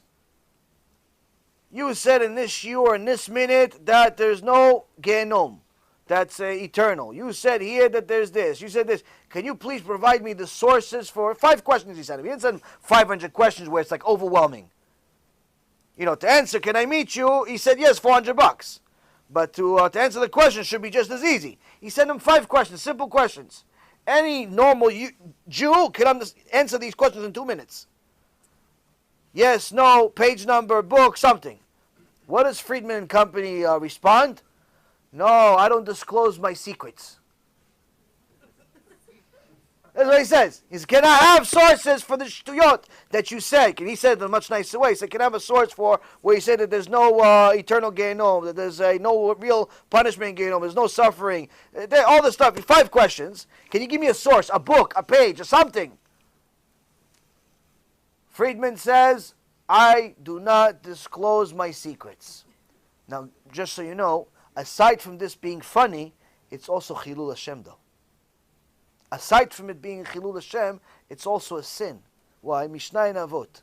Mishnah in Pirkei Avot says, any time you say something, Divrei Torah, you must provide a source. Why? Because when you provide a source, you're bringing the Mashiach closer. When you don't provide a source, you're delaying the Mashiach.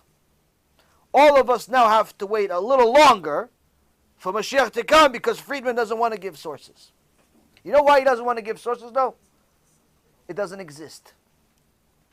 The sources for what he says don't exist. And that's what he's testifying. But people continue to invite him, pay him $5,000, $10,000 to come speak for an hour and make himself laugh on stage. And people have no idea why he's laughing, so they start laughing. You see this old man, the whole time. You have no idea why he's laughing, so you start laughing. Next thing you know, you think he's funny, but you have no idea why you're laughing, though. And they keep paying him $5,000, $10,000, $20,000, $30,000. That's why he's laughing. He said, these idiots are paying me for no reason. He's funny, though. It's funny that he keeps getting people to pay him for no reason. Not a single source is mentioned in any of his lectures. Not one. Not even Chassidut I'm talking about. Forget about Reshit Chochmah and Mesilat Yesharim and the Gemara. No, forget about that. Even the books of Chassidut he doesn't mention. You're not going to see a page number. You're not going to see a book name. Nothing. Go. You want to waste a few brain cells? Take a risk. Go ahead. Watch a few minutes of his shulim. You're never going to hear a single source. But the things you're going to hear him say, are going to be like mind-blowing. Why? Because you never heard it before. Rashi completely disagrees with it. The Arizal disagrees. Rambam disagrees. Ramban disagrees. The Rishonim, the Achronim, the Gemara. Everybody disagrees, but Friedman has a chidush. No one's ever heard, but there's no source for it. In the Torah, it's called shtuyot. Nonsense. But people keep paying for it. Top dollar. Top dollar they pay for it. And right now in Florida, he's coming to visit. What, you think he's walking out of Florida without at least $30,000, $40,000, $50,000? He's coming here for a $300 ticket. And he's going to make $30,000, $40,000, $50,000 to make himself laugh. And it's very funny. It's very funny that people are so stupid, they're going to pay this clown, this Santa Claus, $50,000 to what? To make you guys bigger sinners than people already are. So whose fault is it? Is it him or them? Their fault. Their fault. They're enabling him. They're paying him. They're paying him. So it's funny, but it's not funny. Why? Because a lot of people watch him, and people like him, and they end up living a life full of falsehood. And it's a tragedy. It's a tragedy. Because Hashem will take care of him. But at least for the few that listen and take things seriously, they hopefully they will wake up. They'll wake up. Next question. Nathaniel, Kabul.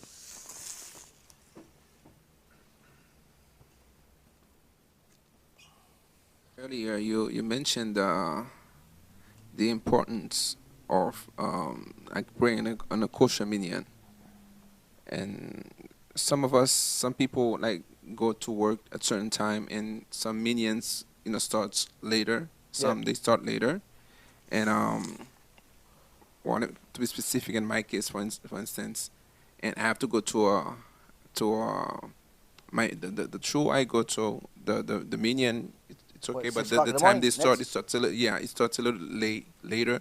So by the time they finish, it's already time for me, to be at work already passed. So therefore, I have to go to nets, Okay. and it's not It's not easy. that, or it's not that, it's not.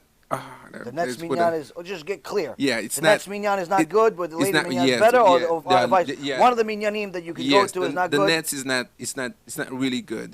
There's a lot of talking, walking around. But the It's later like, minyan is already too late. Yes, it's already too late. So But what's is the it late, best is up? it Yes. too late because they finished too late, or is it too late already by the time they get to Amidah, it's too late? By the time they get by the time they get to Amida, it's all pretty much already too late. It's already like 8 o'clock plus, and I have to get to work by 8 o'clock. Okay, good. Yes. I mean, it all depends on how bad the Nets minyan is. It all depends on how bad it is. If the place, well, first off, if you have another choice, there's other places. There's several Nets minyans by where I live. I know it's a little trip for you, maybe another 15, 20 minutes out of your way. But if that's on your way to your work, then you could try that. There's one in close by. So there's a few other places that have Nets minyan that are decent by us. So that's one option, to go to a different place, different Nets minyan. And there's others. It doesn't have to be literally right outside your door. It could just be on your way to work, but just a different location. That's one option you have. Second option you have is if, let's say, there isn't any options, then what you would do in such a situation is that you still go to that Nets minyan. You go pretty much hide in the corner. Hide in the corner, even on the, usually Nets minyan, there's no women. Usually Nets minyan, there's no women. So you go to the side where there's the women's section. You pray in the women's section where people don't even see you. You pray pretty much, just try to, you have to have the Shema Yisrael and the Amidah at the same time. The rest of it you can leave. Leave, pray on your own. That's the two main things you have to pray with the minyan. But that's, again, only extreme conditions. Don't make this like the, this is what you do all the time. Pray. If they're joking throughout the whole time, pray Shema Yisrael and Amidah at the same time as them, and the rest of it you can pray on your own. But that's, again, extreme cases. You most likely have many other opportunities that don't need to be that, which means that you could find another place. But if there is no choice at a particular day, then try to do that. Hide in the women's section somewhere. No one sees you. No one's going to socialize with you. No one's going to even know that you're even there. And do it that way. It's a sad reality that happens, unfortunately. But hopefully you do have other shuls that will be a better option than praying in hiding. Like you're in a, under attack or something. Next question.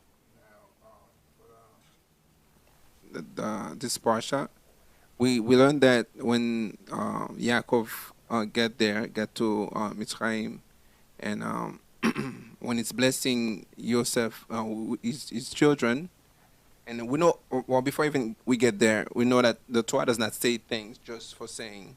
And sometimes also we learn that toward the rules that sometimes the Torah does certain things, it skips them if they don't mean anything, or certain stories. We heard that Yaakov told Yosef that these two sons he has now, these are his. Those gonna be his. Yes, Yeah. but other sons from the future, they'll be him. Did he ever have any other son? I know the Torah does not speak about it. Okay. But why would he say that? And knowing that he's a great tzaddik. Wow. Is there any? Fantastic siyata dishmaya, because it's actually one of the things I wanted to talk about. I just forgot. So Kadosh Baruch Hu put the words in your mouth. What's so special about Ephraim and Menashe? Why does Yaakov Avinu say in this week's parasha, Parashat Vayechi, that Ephraim and Menashe are so special that they're going to be part of the tribes? Listen, the nice kids, but how come he didn't make Reuven's kids part of the tribes? How come he didn't make Yehuda's kids part of the tribes? How come he did? There's many other grandkids. Why does Yosef's kids become part of the tribes? What's so special about them? Why? Because he likes the name Ephraim? He likes the name Menashe? What's the deal? So, if you guys remember, before Yaakov Avinu came to Egypt, the brothers told him that Yosef was alive and he was the viceroy of Egypt, meaning he was second to the king. And it says that initially Yaakov didn't believe them. He didn't believe the brothers. He didn't believe Yehuda. He didn't believe Reuven. He didn't believe them. Now let me ask you a question. You think that Yaakov thought that his sons are sadistic? He's already suffering for 20 plus years that his son is not there. Now they're making up some lie that he's alive and he's really not alive just to, give it to the old man, give him a nice heart attack. What do you mean they don't believe him? These are Kodesh Kodashim. He knows how holy his sons are. Why, they're going to make up a story? Your son's alive and he's the viceroy nonetheless. Why are you telling me this? What's the whole deal with Yaakov doesn't believe them? You guys asked this question? Who has this? No? Chabod? Who has the answer? Tzatan has an answer. Tzatan Talmid Chacham, son. I mean, he wanted to get the mitzvah of seeing his son and therefore appreciating it much more. Like he wanted to be able to think. No, but it says he didn't believe them. He didn't believe them. Tachlis didn't believe them. They said, your son Yosef, alive, and he's the king. Says, Yaakov didn't believe them. At first, didn't believe them. Then he believed them. First question is, why don't you believe he's a tzaddikim? You know your son's a tzaddikim. Yehuda, Am Yisrael comes from Yehuda. We're called Yehudim because of Yehuda. We know it's tzaddikim. You talk about Stipler Gaon, Rav Ovadia, Rav Eliashiv, all the big Chavetz Chaim are coming to you and say, hi, Abba, your son that you thought is dead, he's really alive, and you're going to watch him on the news. He's the king. It's not like he's some guy. No, he's the king. You're going to see him on the news. He's the president. He doesn't believe them. What do you mean you don't believe them? Why? These are tzaddikim. Why, they going to make up stories? No, Joshua's going to give me something. That's one of the punishments of for lying, for them lying to Yaakov. But he didn't know they lied. Right. It's a good answer, but he didn't know they lied. It's a good answer, but he didn't know they lied. It's nice perspective, but he didn't know they lied. No? Because it has to do with Serach Bat Asher. Serach Bat Asher was singing in the background. Because then when she was singing to him, Yaakov Avinu got Ruach HaKodesh. Can? But he only got Ruach HaKodesh after he believed. Not when he didn't believe. The reason why Serach Bat Asher, Serach the daughter of Asher, they asked her to sing in the background, Yosef is alive and he's the viceroy. Why? Because they knew that if they give this news to Yaakov Avinu all at once, the old man may get a heart attack. Why? You give somebody so big news, good news like this, they get a heart attack, you kill them. And what ended up happening, they were scared. So what they do, they had Serach sing a song that was like background music in hopes that it's gonna soften him up. So when they actually tell him, yeah, Yosef is alive and he's the viceroy, he's the king, and he won't get a heart attack from it. And that's why after all said and done, after he finally believed them and so on, he understood what Serach did, what Serach the daughter of Asher did, and he blessed her to live forever. She lived hundreds and hundreds of years. She never died. She's one of the women that went to Gan Eden with her clothes on. Never died. Now, but that's still, again, after the fact. This is when he believed. I'm asking why he didn't believe. I don't know if I think. Good answer, but the you're on chapter 2. We're still stuck on chapter 1. Still stuck on chapter 1. I think I've read from the sages who exactly said he did not believe, not that he did not believe he was alive, but rather he was the same Yosef that he was, the Chacham that he was when he left, and that he didn't believe in all this Toma. He was the same person.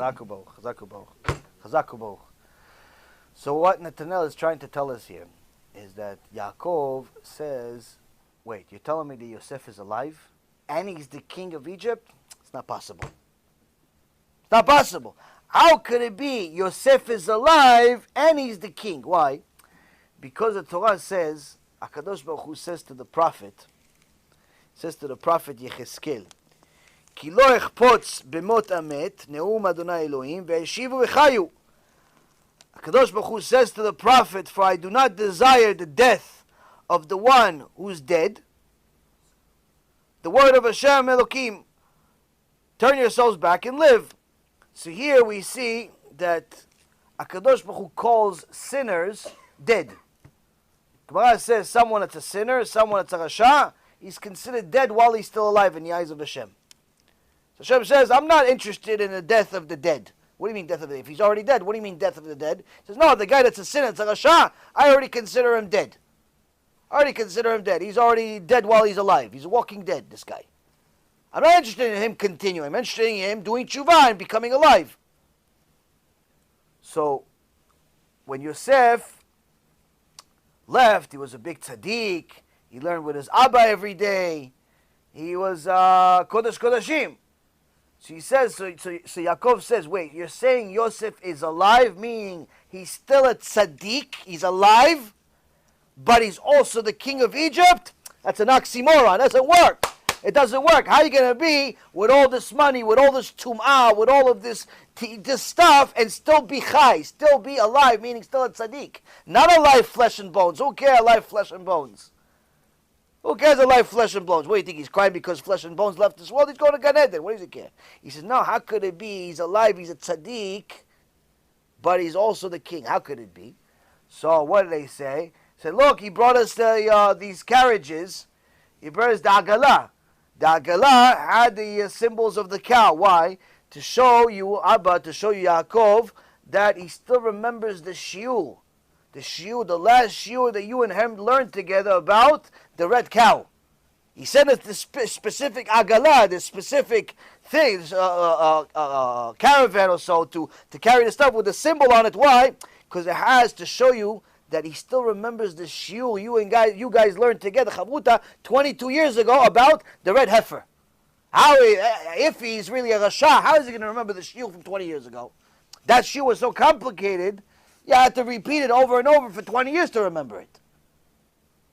So that's when Yaakov says, he's alive? Okay, now he's alive. So now we go back to Ephraim and Menashe. Ephraim and Menashe, why is Ephraim and Menashe so special over all of the other grandkids? In the parasha, chapter 48, Sefer Bereshit, we're almost done with the Sefer Bereshit, and he says, ואתה שני בניך נולדים לך בארץ מצרים עד בוא אליך מצרימה לי הם. אפרים ומנשה כראובן ושמעון יהיו לי.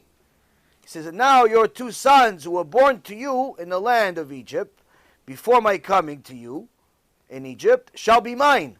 Ephraim and Menashe shall be mine like Reuven and Shimon. What's so special? Why are they like mine? He says, you see, you had sons. My other kids had sons. Everybody had sons. But they are like my sons. They're special. Why are they special?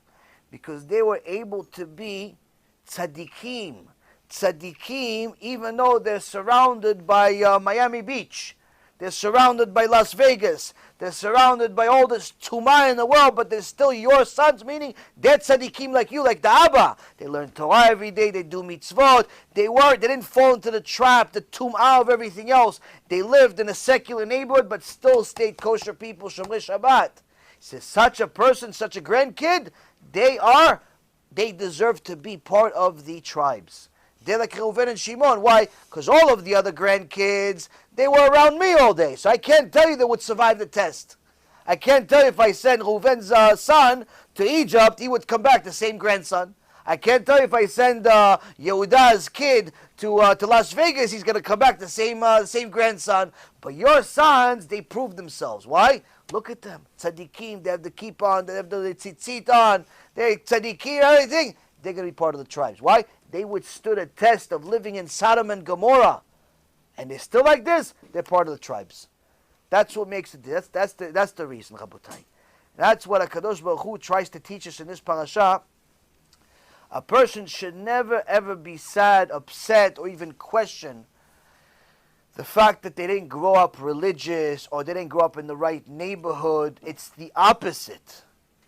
the fact that you grew up in a neighborhood that's not surrounded by yeshivot, the fact that you grew up in a place that's the opposite of Judaism, that's what HaKadosh Baruch Hu wanted for you. And He still expects you to be like Ephraim and Menashe. He still expects you to be like Ephraim and Menashe, tzaddikim. Why? That was your test in this Gilgul. That was your test in this life. To overcome the desires of the projects, to overcome the desires of Las Vegas, to overcome the desires of all of the nonsense of Miami Beach, of New York, of Los Angeles, of all of this tum'ah, overcome it and still be tzaddik. Why? Because He says to us, someone like that, that's part of my tribes. Someone that overcomes such a test, that's a person that's part of my tribes. If I sent you to Bnei Brak, and you're in a room all day, 4 walls all day, you have your Rebbe, you have your Ima Abba, you have food, that's it, all day you're learning. Okay, Chazaku Baruch, but you're not that special. What? You never saw a half-naked woman just go, on an average day, just going to the store. You never saw. You were surrounded by certain surroundings that you never saw any of that stuff. Okay, so you're good, Chazaku Baruch, but you're not one of the tribes that's like so special, because you didn't have the test. You didn't have the test. But you grew up in Staten Island, where pretty much it has the highest addiction to painkillers in the world. Highest addiction to painkillers in the world. Little place that nobody even knows what it is. Highest place, drug addiction like there's nobody's business. You come out of this place, you become a tzaddik, you're special. You're special. Reuven v'Shimon Yuli. You're like a tribe, you're tzaddik. Why? You came from the worst place on earth. Why? You grew up in Los Angeles, your rabbi was a reformed woman, but she said she was a man.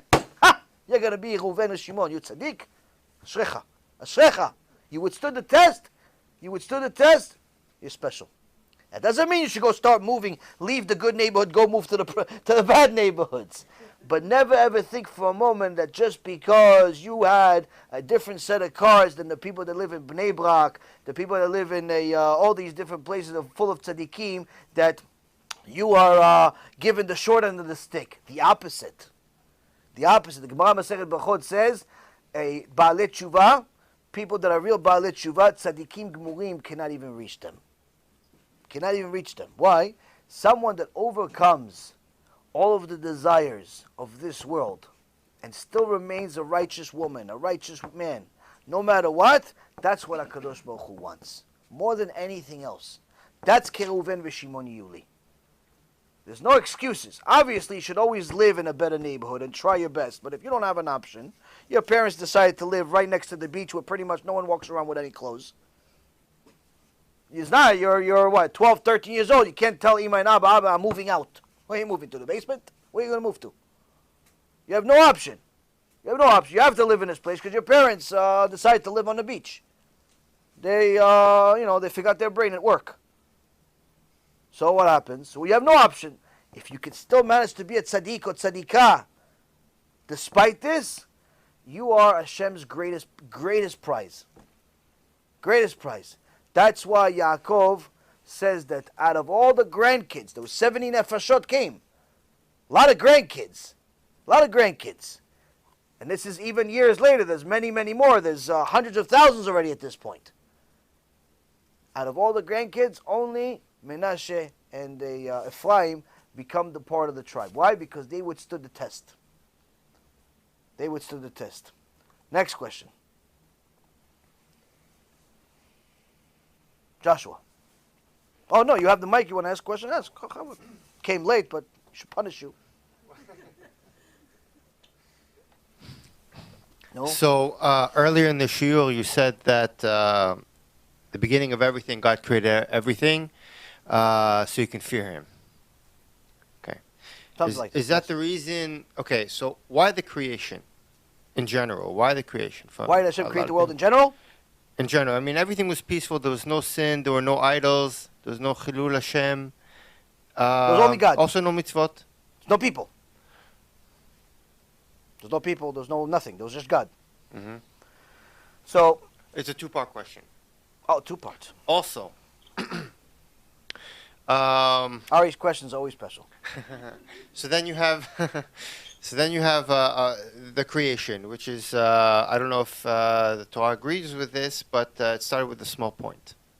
Zohar Kadosh says it. Okay. Is it similar to the egg of a woman and the birth of man? And also, is it related to the Brit on the 8th day? The creation was 7 days, 6 days, Shabbat, 8th day, the Brit. There's something to do with that. Okay, so It's two-part question. a little bit mixed question, but... You can write a few books on your question. But here goes. Answer the first question first. The Gaon Mivilna wrote that in the word Bereshit, the first word in the Torah, he says that you can find every single mitzvah, every single halakha, everything in creation just from that word alone. Meaning that in the Torah world, you could literally connect everything to each other because it's all part of the same creator. So you can connect the egg, which is part of the creation, to Brit Milah, to the creation of being in 6 days and resting on the 7th. So the answer is to the second question, yes, it's all connected. How to connect all of it, it depends on the Chacham, the level of Chokhmah and knowledge that they have, but nonetheless, everything is connected. As far as the first question, why did Hashem create the world? The real reason we do not know, and we will never know, because you have to be God in order to understand God completely. But we have a few understandings, if you will, a few teachings that we have, and that is that in order for someone to say that they are a good person, they cannot simply say, I'm a good person just because. Good is something that you have to express. You can't say I'm a good person, but every time somebody asks you for something, you say no. They ask you for a favor, no. They ask you they say hello to you, you say no, nothing, never no. You cannot be a good person if you don't help anybody other than yourself. Meaning good is something that you have to express. So, how do you prove that you're good? By doing good. In order to be good, you can't just say I'm good. You have to do good. You have to produce good. So, HaKadosh Baruch Hu is the ultimate good. But in order for him to show that he's good, he had to produce good. He had to produce good. In essence, he created the creation in order to give us good. Give the creation good. Give the all the different things that he created good, because he was by himself. There was nobody else, nothing else but him. But in order for him to really fulfill his goodness, he had to produce something. Not necessarily that he had a need, chas v'shalom, but that's in essence was something that is an expression of his good, is by producing good. Like some people think, oh, Hashem had a desire, or Hashem needed something. Chas v'shalom, you can never say such a thing, because that means that Hashem is needy, or Hashem is limited in some way, to feelings and so on. When we say good, all the different words that we use, it's just to soften it for our ear to understand it. Just like when it says Hashem took out Am Yisrael with a yad chazakah, with a strong arm. Hashem doesn't have an arm. He has no body, no likeness of a body. So, but we use certain words as a way for us to understand certain things. So, because he's good, he produced good, and he gave us the opportunity to get good. So he gave us this world, and he said, if you do good, you will get good. If you emulate me by producing good, which means following my instruction set, you will also get good. And that's in essence how the chain is. So that's one of the understandings that we have of why Hashem created the world. The real ultimate reason we will never know, simply because we're not God. If I understood him, I would be him, is what the sages say all the time. It's not possible for a human being to understand that. Needless to say, it's not possible for us to understand many other things, like the concept of time, the concept of a past, present, and future being and the same to Hashem, where he has no past, he has no present, and he has no future. It's all the same to him. and different things like that, because we are living within a limitation of a body. And a body is subject to certain things that Hashem is not subject to. He's above time. He's above space. He's not space and time and everything else. It's not. It's not. He's not restricted by those things. So we can theorize, but we don't know. We have certain reasons. Like we know a few things, but we can't really. No, we understand it based on what he said in the Torah. He said certain things. He did this in order to do good. But the ultimate reason, a deeper reason, we're never going to understand. For example, like I'll give you an analogy or a way to understand it. Now, you see me right now. I look like I'm, pretty much complete. A little heavy, but complete, right? Okay, the truth is, the chair looks complete, you look complete, the room, the building, everything looks complete. Now, if you look at everything through a microscope, you're going to see that not only are we not complete, but in fact, we're 99.9% empty. Why? Because everything is made from atoms, and now these atoms are really, really small. You can't see them with the naked eye, but if you take a microscope, you see the atom, really, really fantastic, expensive microscope, you see the atom. Now, you're going to look into the atom itself. Now, the atom, how come, what is this atom?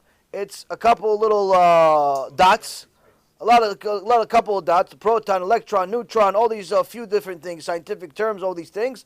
And in essence, they're spinning really fast. Spinning really fast in order to, and they connect to each other in order to make up what it is. Now, but if you look inside the actual atom itself, you're going to see that 99.9% of the atom is actually empty space.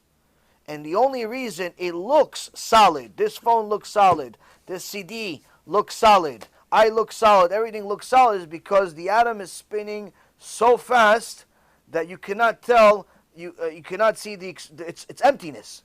What is it like? It's like a fan. You ever see a fan, when it's working full speed, it looks like a single blade.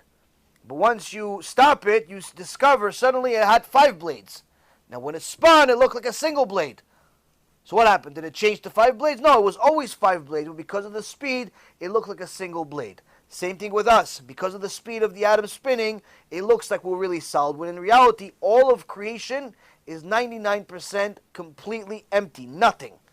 To such an extent that scientists have theorized that if you actually take the real mass that actually exists in the entire universe, you could put it all into a box of matches. That's what actually exists. Most of it is completely empty space. Now, even now, when they discovered this, they discovered the atom, it was a breakthrough, it was extraordinary, wow, empty space, great. Now they figured they found one of the secrets of creation. But then you fast forward to recent times, and better microscopes and technology came out and discovered, guess what? Those few dots, that electron, that neutron, that proton, all that stuff that you thought was spinning, if you look inside them, meaning you need even a better microscope, you look inside those pieces, you will see that those pieces themselves have little spinning things and that whole thing repeated again, and they themselves are 99% empty space. Meaning we even have less than what we thought, much less. Why does it all still look there? Because HaKadosh Baruch Hu calls this world Alma de Shikra, the world of lies. Everything is an illusion. Everything is an illusion. You think that you're in love, the next thing you know, you hate her. You think that you're rich, the next thing you know, you're broke. You think that you're smart, the next thing you know, everything you believe is a lie. Everything is false. Everything is upside down. The people that are the most wicked sometimes are leading the show. The people that are the most righteous look like they're homeless. Everything is upside down in this world. For a moment of pleasure, a person is willing to give everything up for it. But when he realizes that it was a mistake, it's already too late. It's already too late. Alma de Shikra, it's a world of lies. This, Rabotai, is one of the most important lessons, to understand that everything in this life is an illusion. Meaning that don't fall for it. Don't fall for these desires where in your mind it seems like it's worth it to be with that person without marriage, to take that stuff that doesn't belong to you, to say that stuff that shouldn't be said. To all of that stuff looks like it's delicious. Looks like it's pleasurable, but Hashem says it's all an illusion. It's all an illusion. When you're going to find out, The second you do it, you're going to realize it's not worth it. Every single time a man or a woman acts immoral, the second they start, okay, they're in their crazy place. But the second they stop, all of a sudden they start, all the questions come, all the doubts come. Oh, should I have done that? Should I let him touch me? This pause of his without being my husband? Should I let him? Should I have eaten that? Should I have gone there? Why do you have all those doubts? Why do you have all those doubts? How come you didn't have those doubts beforehand? Because beforehand, your mind was clouded by all of the illusion. But it's really good. It's really delicious. Animal instinct. Once you got it out of the system, all of a sudden, that illusion's gone because you saw what it is for real. So now you got clarity. Now you can finally think, no, I'm not going to let this person touch me. No, I'm not going to do this. No, I'm not going to take that. It's not mine. Now you have clarity. So, HaKadosh Baruch Hu created this world in a certain way where you have the opportunity to see the creation itself and appreciate the Creator, but also learn about the Creator. He tells you this world is full of lies, meaning that it's full of things that are going to tempt you to go against me. Why? That's where free choice comes in. I'm going to give you all of the opportunities to go against me. And just as many opportunities to go with me. You'll have just as much chance. If you go against me, you think you'll enjoy this life. If you go with me, you're definitely going to enjoy this life and the next. And that's why it's a very, very important question that is in the minds of everybody that has done tshuva or is doing tshuva, and they always, if they haven't done it completely, they always look at their past. Before I started keeping Shabbat, I used to go this, I used to go that, and they start sometimes doubting their life, their religious life, because their Yetzer Hara only gives them a memory of the good parts of their secular life. They remember when they had money. They don't remember the part when they lost all of it. They remember when they went on vacation. They don't remember when they went on vacation, they got sick, they were vomiting 6 out of the 7 days they were away. They remember that they worked for this company. They don't remember when they got fired and embarrassed in front of 500 people. So the Yetzer Hara gives you the illusion about your past, making you think that maybe your past is better than your present. Maybe your past, when you were secular, chiloni, going against Hashem every day, but you didn't care, you enjoyed the world. But in reality, you had just as many, if not more, problems than you have today. Judaism did not increase your problems. In fact, it did the opposite. But many people give themselves the illusion, or they think that before they did tshuva, their life was better. This is the opposite of true. The opposite of true. Why do you have this? You have this because you still have not committed. You still have not committed to abandon your past. As long as you have not committed to abandon your past, you're always going to have regrets. You're always going to have this shtuyot, this dust in your mind of the past, but only the good parts. You know, it's like people put in their Facebook profiles and different online profiles only the good parts of their life. They're never going to tell you about, they're never going to give you a picture of when, somebody, smashed their car and ran away. They're never going to give you a picture of when somebody embarrassed them, or they got into a fight with their spouse, or their kids cursed them out. They're never going to give you a picture of that or a video of that. What are they going to give you? Oh, they went on vacation. Oh, it's a family picture. Everybody looks so happy. Everybody's dressed up. They're not going to show you the picture of 5 minutes later when the kids spilled ketchup all over their clothes and ruined everything. They're not going to show you a picture of that. They're going to show you a picture of, like, the nice stuff, the moments. That's the Yetzer Hara. Yetzer Hara only gives you the memory of the moments of good. Now, you are, in essence, enabling the Yetzer Hara by not committing 100%. By not getting to a point where you realize, listen, in the past, all of it was bad. Even the good was bad, because even the good was against Hashem. There's no good without a Kadosh Baruch Hu. The good you had was against Hashem. How could it be good? And you say, oh yeah, no, but I was, I was eating. I was eating. Okay, what about if you find out that you were eating your kid like they did in the Holocaust? It's still good. Delicious. Got satiated. It's good. No, right? No, but I was, I was making money. What if you find out that all the money you were making was actually because people were selling bodies from Planned Parenthood? They were selling abortion babies. And you realize all the money you made came from that. Still good. That money you're making. Still delicious. You still like it? No, right? What about the rest of the things? Oh, she was so good. We had such a good time. What if you find out that she was somebody else's mother, somebody else's wife, and she was ruining her marriage with you? Still good. Still like it. You still happy about the relationship? Oh, I love him so much. We had such a good time. What if you find out you ruined his marriage that he had while he was with you, and you ruined his kids, and one of his kids committed suicide because his father cheated on his wife, and he jumped off a bridge because he couldn't handle a divorce, and you're the one, you cute little girlfriend, you caused this. You still happy about this relationship? No. How come? Because once you find out that it was all an illusion, and the only memory that you have was of the small little tiny good moment, but in reality, even that good is bad.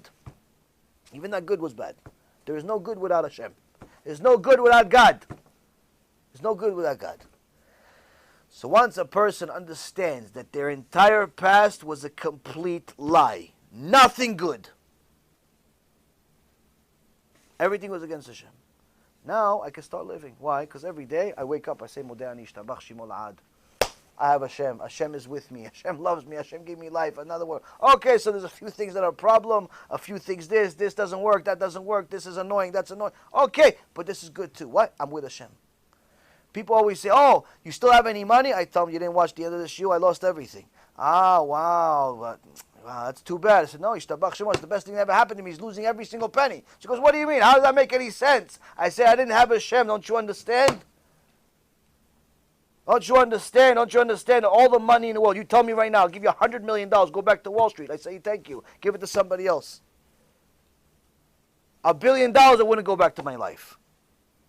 $1 billion. Give me $1 billion cash. Put it, tons, tables. On top of the table, go back, violate one Shabbat. $1 billion. I tell you, give it to your mother. Why are you insulting me like this? You think I'm going to go against the Shem for $1 billion? Go back to being Mechalel Shabbat? Were you insane? Until you get to a point where you're disgusted from your past, you're always going to have these doubts in your mind. But I used to have this boyfriend. I used to have this girlfriend. I used to have money. I used to have this. You still never left. You're like, you're like a you're like a fish that's like half cooked. You're not sure if you're going to get sick or not. You're not sure. And that's what happens.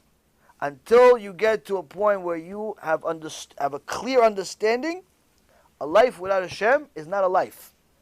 Hashem says it's called death. It's death. If you are jealous of secular people, you haven't completed your tshuva. You haven't even begun your tshuva. You haven't begun your tshuva. You're impressed by these rich people that are rich Jewish people that are famous celebrities, and they're going against Hashem. You're jealous of them? You haven't begun to do tshuva yet.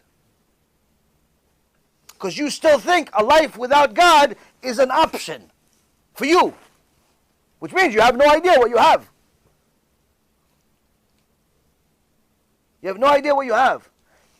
Being the most lonely little environment in the world, you by yourself in a room, with a little bit of bread to eat every day and a sefer Torah, is much better to the infinite power than the richest man on the planet. Richest man on the planet doesn't have God. You in your little room, every day all you eat is one little, 3-day-old piece of bread. That's what you eat. But you have a sefer Torah with you, you keep Shabbat, you keep mitzvot. You have a little room, little shack, nothing, and bottom of a barrel. You live in like a half a sewer, half a house. You have a much better life than the guy that has $100 billion a month. You don't realize it? You're poorer than dirt. Even with the money, without the money, you have no idea. You have no concept. Why? Because you still think that the illusion is true. You think that this is really solid. I just told you, it's not solid. It's all 99.9% nothing.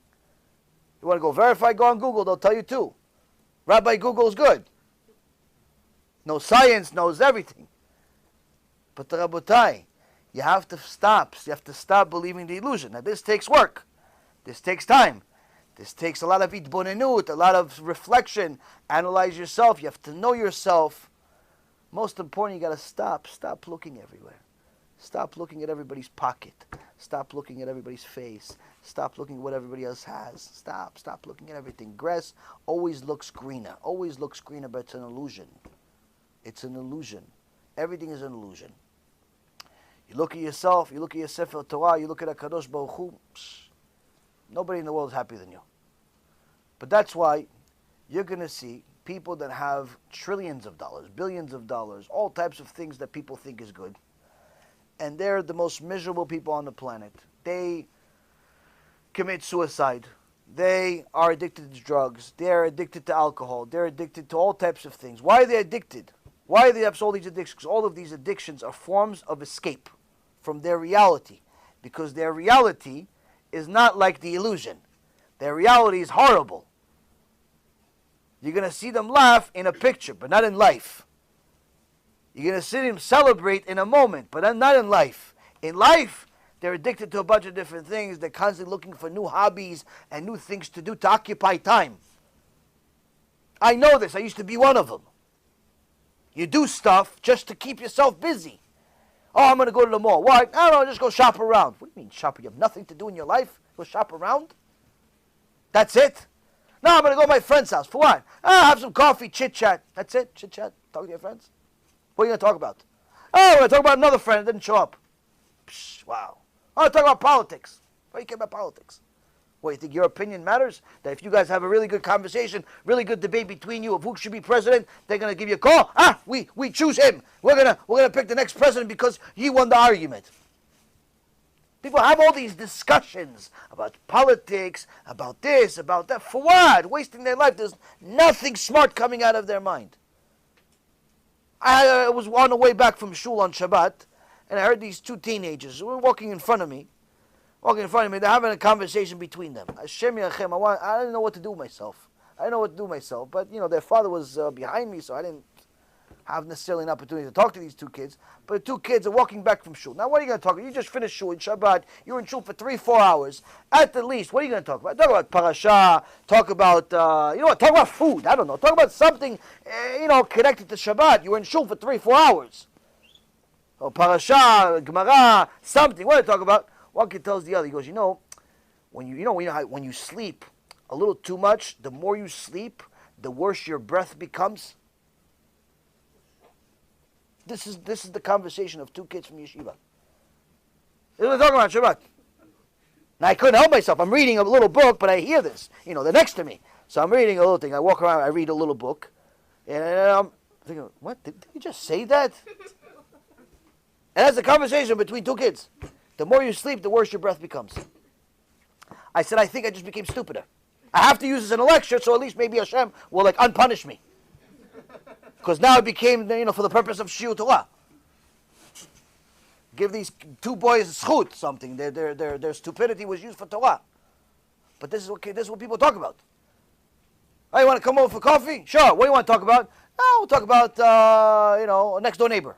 We'll talk about the economy. We'll talk about all the type of stuff. Like, for what? Nothing. No purpose. No form of wisdom whatsoever comes out of people's minds.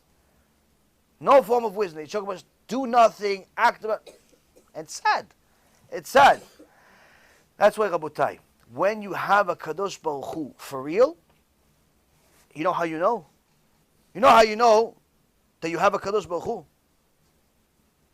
You become like David HaMelech, small version.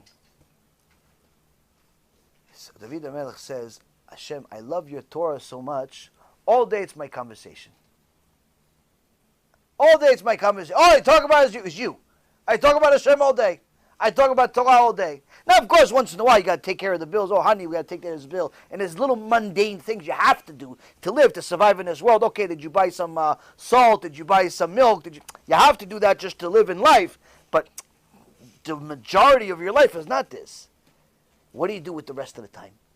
What do you do with the rest of the time? You talk about baseball, talk about the stock market, talk about the money you don't have, talk about the what do you talk about? Shtuyot.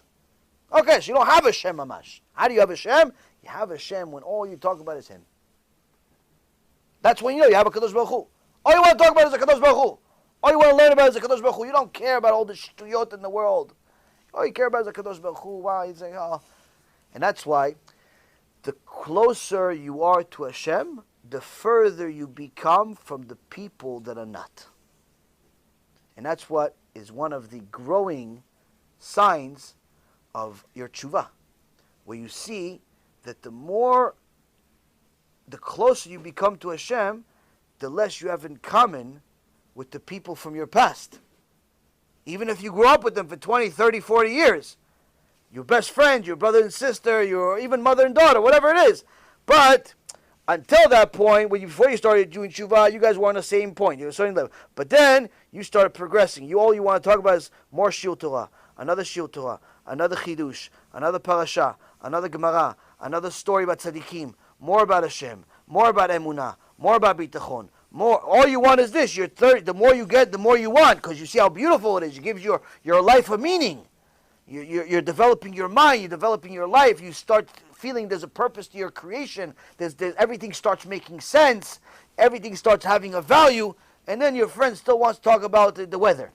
So, it took me 15 minutes to get here today, not 14 minutes like yesterday. Why? Because I took the I-95 last time, but this time I took the turnpike. One of the lowest forms of conversation is talking about your traffic, of how you went from one place to the other. This is like the number one conversation that starts off, when you get to somebody. So how long did it take you to get here? 45 minutes. 45 minutes? Crazy. It took me 30 minutes last time. 30 minutes? How'd you go? Turnpike. No, I took I-95. You should listen to me. You should listen to like a Talmid Chacham. I took the turnpike. No, so next time, this time I took a turnpike and it took me an hour. Oh, yeah, because on Thursdays there's traffic. You should have asked me. And that's what they talk about. They talk about traffic. They talk about traffic. You should go to my guy. He knows the road. You should use this app. Use this app. Use Google? No, I use maps. And they talk about mamash nothing. Nothing. Shtuyot. Empty like the atom. Nothing. Why? They have no Kadosh Baruch Hu. How can you have anything? How can you have anything if you don't have a Kadosh Baruch Hu? It's like a little mouse running around. Even the mouse is like, you know what? I'm going to sleep. Heck with you. You won't even talk about traffic. You don't need me for traffic. Do yourself. We talk about the app. What app you downloaded this week? You're running out of space in your phone. That's what you're talking about. Talking about running space out of the phone. Ma'afti Toratecha kol hayom mesichati. David HaMelech says, I love your Torah so much. All day I talk about it. All day. All day I like your Torah. All day. Okay, so I got to take care of the bills, and I have the kids, and you have the wife, and you have the husband, and you have basic stuff you got to do. But at every single free moment that you're not dealing with the mundane, all day Torah. All day HaKadosh Baruch Hu. All day. All day. Sometimes you're talking about it to help somebody, give them chizuk. Sometimes you're talking about it for yourself. Sometimes you're learning something new. Sometimes you're repeating something again that you've learned already. Sometimes you're telling something to somebody else. Whatever it is, but all that you're involved in it. That's a life. That is priceless. Priceless. If you know what it feels like.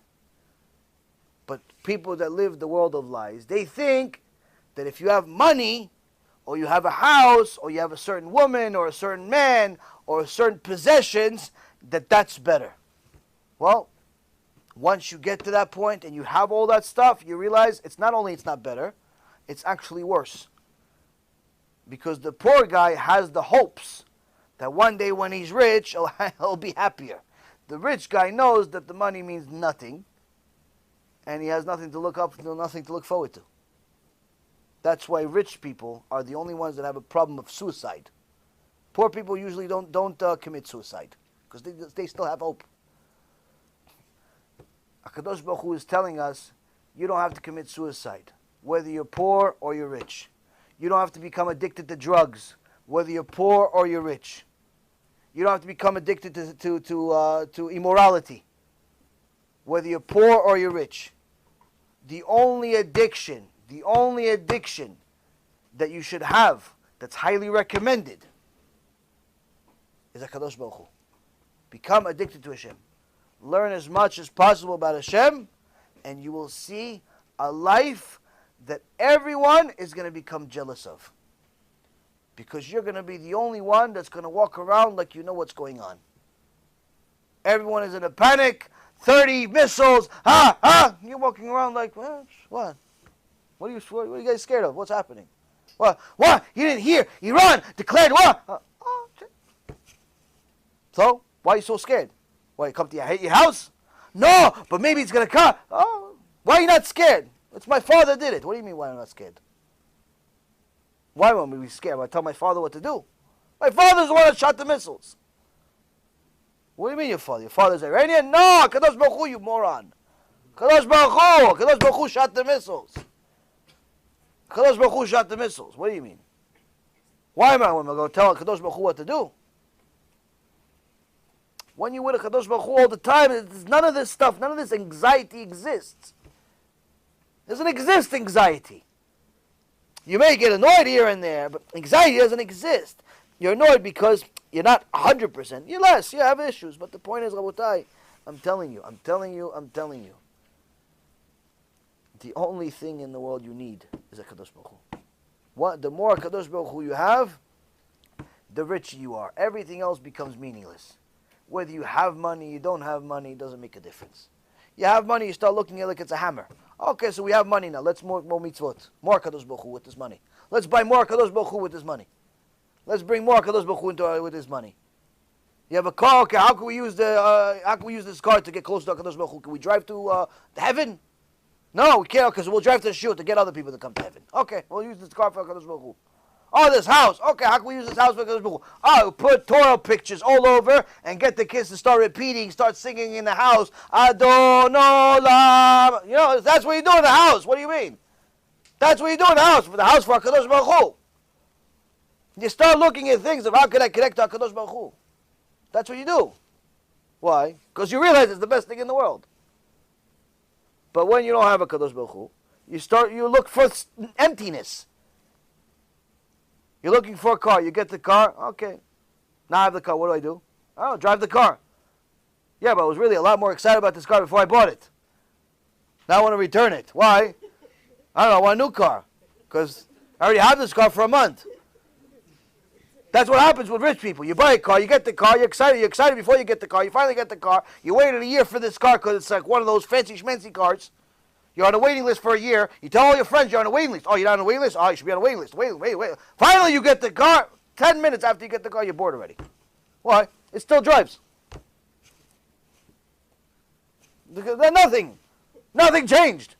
Okay, house. Took you 3 years to build a house. And the kitchen, you got the marble from Italy, and the floor from Jamaica, and the ceilings from Honolulu, and all these different parts. Finally you built the house, and next thing you know, okay, you still sleep in a bed, you're still going in the bathroom and the toilet, and you're still using a little stool to eat. That's it.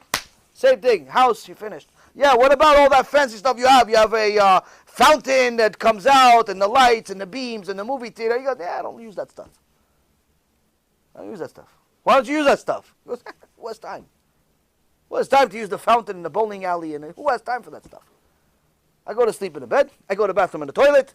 And you eat on a little stool with a little plate, plastic plate, because you don't feel like washing the dishes. The whole house, $1 million house, $5 million house, $10 million house becomes meaningless a week after you're in it. I know I had it. I had a $4 million apartment on the 35th floor, 400 square foot balcony. My apartment was bigger than most people's houses. It meant nothing. So little it meant to me. Even at that time, I never really cared for that stuff. I didn't even care to buy window shades. Who has time to buy window shades? People came to the house and say, oh, you just moved here? I'm like, no, I live here 5 years already. Because where's the furniture? I goes, well, it's time to buy furniture. Nice house, though. Yeah, nice house. Meaningless. It's all meaningless. People chase their whole life. They chase money, they chase girls, they chase guys, they chase cars, they chase the emptiness of the atom. They chase nothing. That's the worst part of life without a Kadosh Baruch Hu. Your whole life you're chasing nothing. Your whole life you're chasing nothing. Nothing. You chase money, you have it, so what? You have money, what do you think? If you have money, you have $10 million, $20 million. What do you think? You count the money all day like Uncle Scrooge in the cartoons? 1, 2. What do you think? You swim in it? You have a little cave and you go and jump inside it with a gold coin? No, it's in a bank. It's digital. You have an account on a computer. Look on your phone. Okay, whether you have $3,000 like me or you got $400 million, you still have the same account on the phone. It still means nothing. It's still digital. You don't even have the cash anymore. Who walks around with $1 million? Nobody. It's nothing. Oh, okay, I need to buy stuff. Okay, so use the PayPal, use the credit card, or use some application to go buy something. Well, so you buy something. Big deal. But what did you give up for that money? You gave up your wife, you gave up your kids, you gave up your life, you gave up everything. You're 80 years old. By the time you want to spend the money, you die. Meaningless.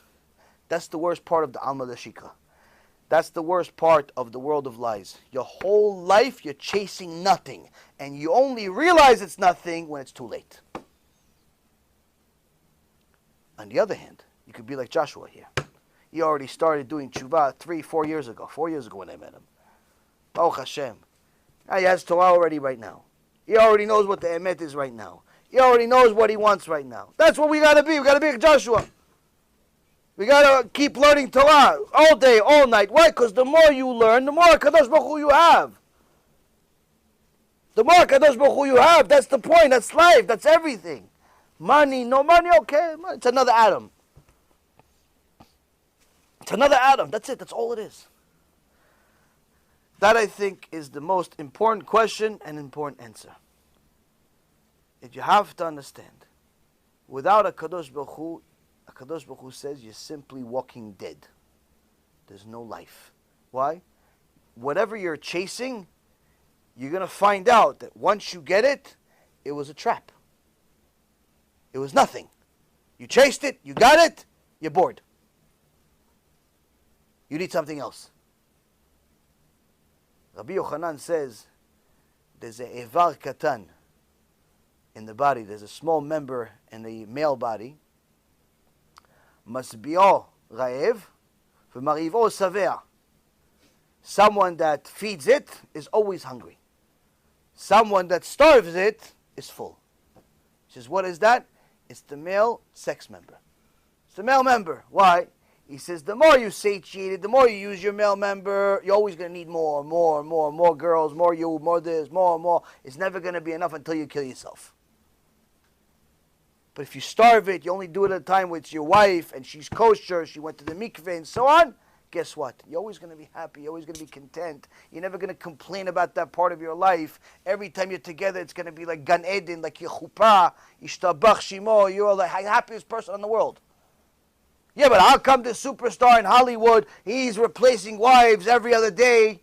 What happened? Because he's constantly satiating. He's constantly. He never has enough. And that's what the Gemara says. And that's what Rabbi Nachman Breslov says. Person that's promiscuous, person that's immoral, what happens? At first he starts with himself. Then he's promiscuous with the opposite sex. Then it's not enough. It's not enough taboo. He starts going with the same sex. Then it's not enough. He starts going to these protests over here, these gay pride parades. And after he realizes that's not enough, he starts going with animals. There are over 3 million people. 1% of the U.S. population admit that they're with animals. They're intimate with animals, like Bilam HaRasha, like Nebuchadnezzar. In the Torah and the Tanakh, it's nothing new. Homosexuality is nothing new. Bestiality is nothing new. It's in the Tanakh. All these Reshaim, Nebuchadnezzar was a homosexual constantly, and on top of it with animals. Belshazzar, his wife was a dog. Bilam, his wife was a donkey. Why would a king, so powerful, multi-billionaire, go with a donkey? Why would he go with a dog? Why? Because, Rabotai, Torah says, you don't have him yet, you're going to constantly look for more of nothing. More of nothing.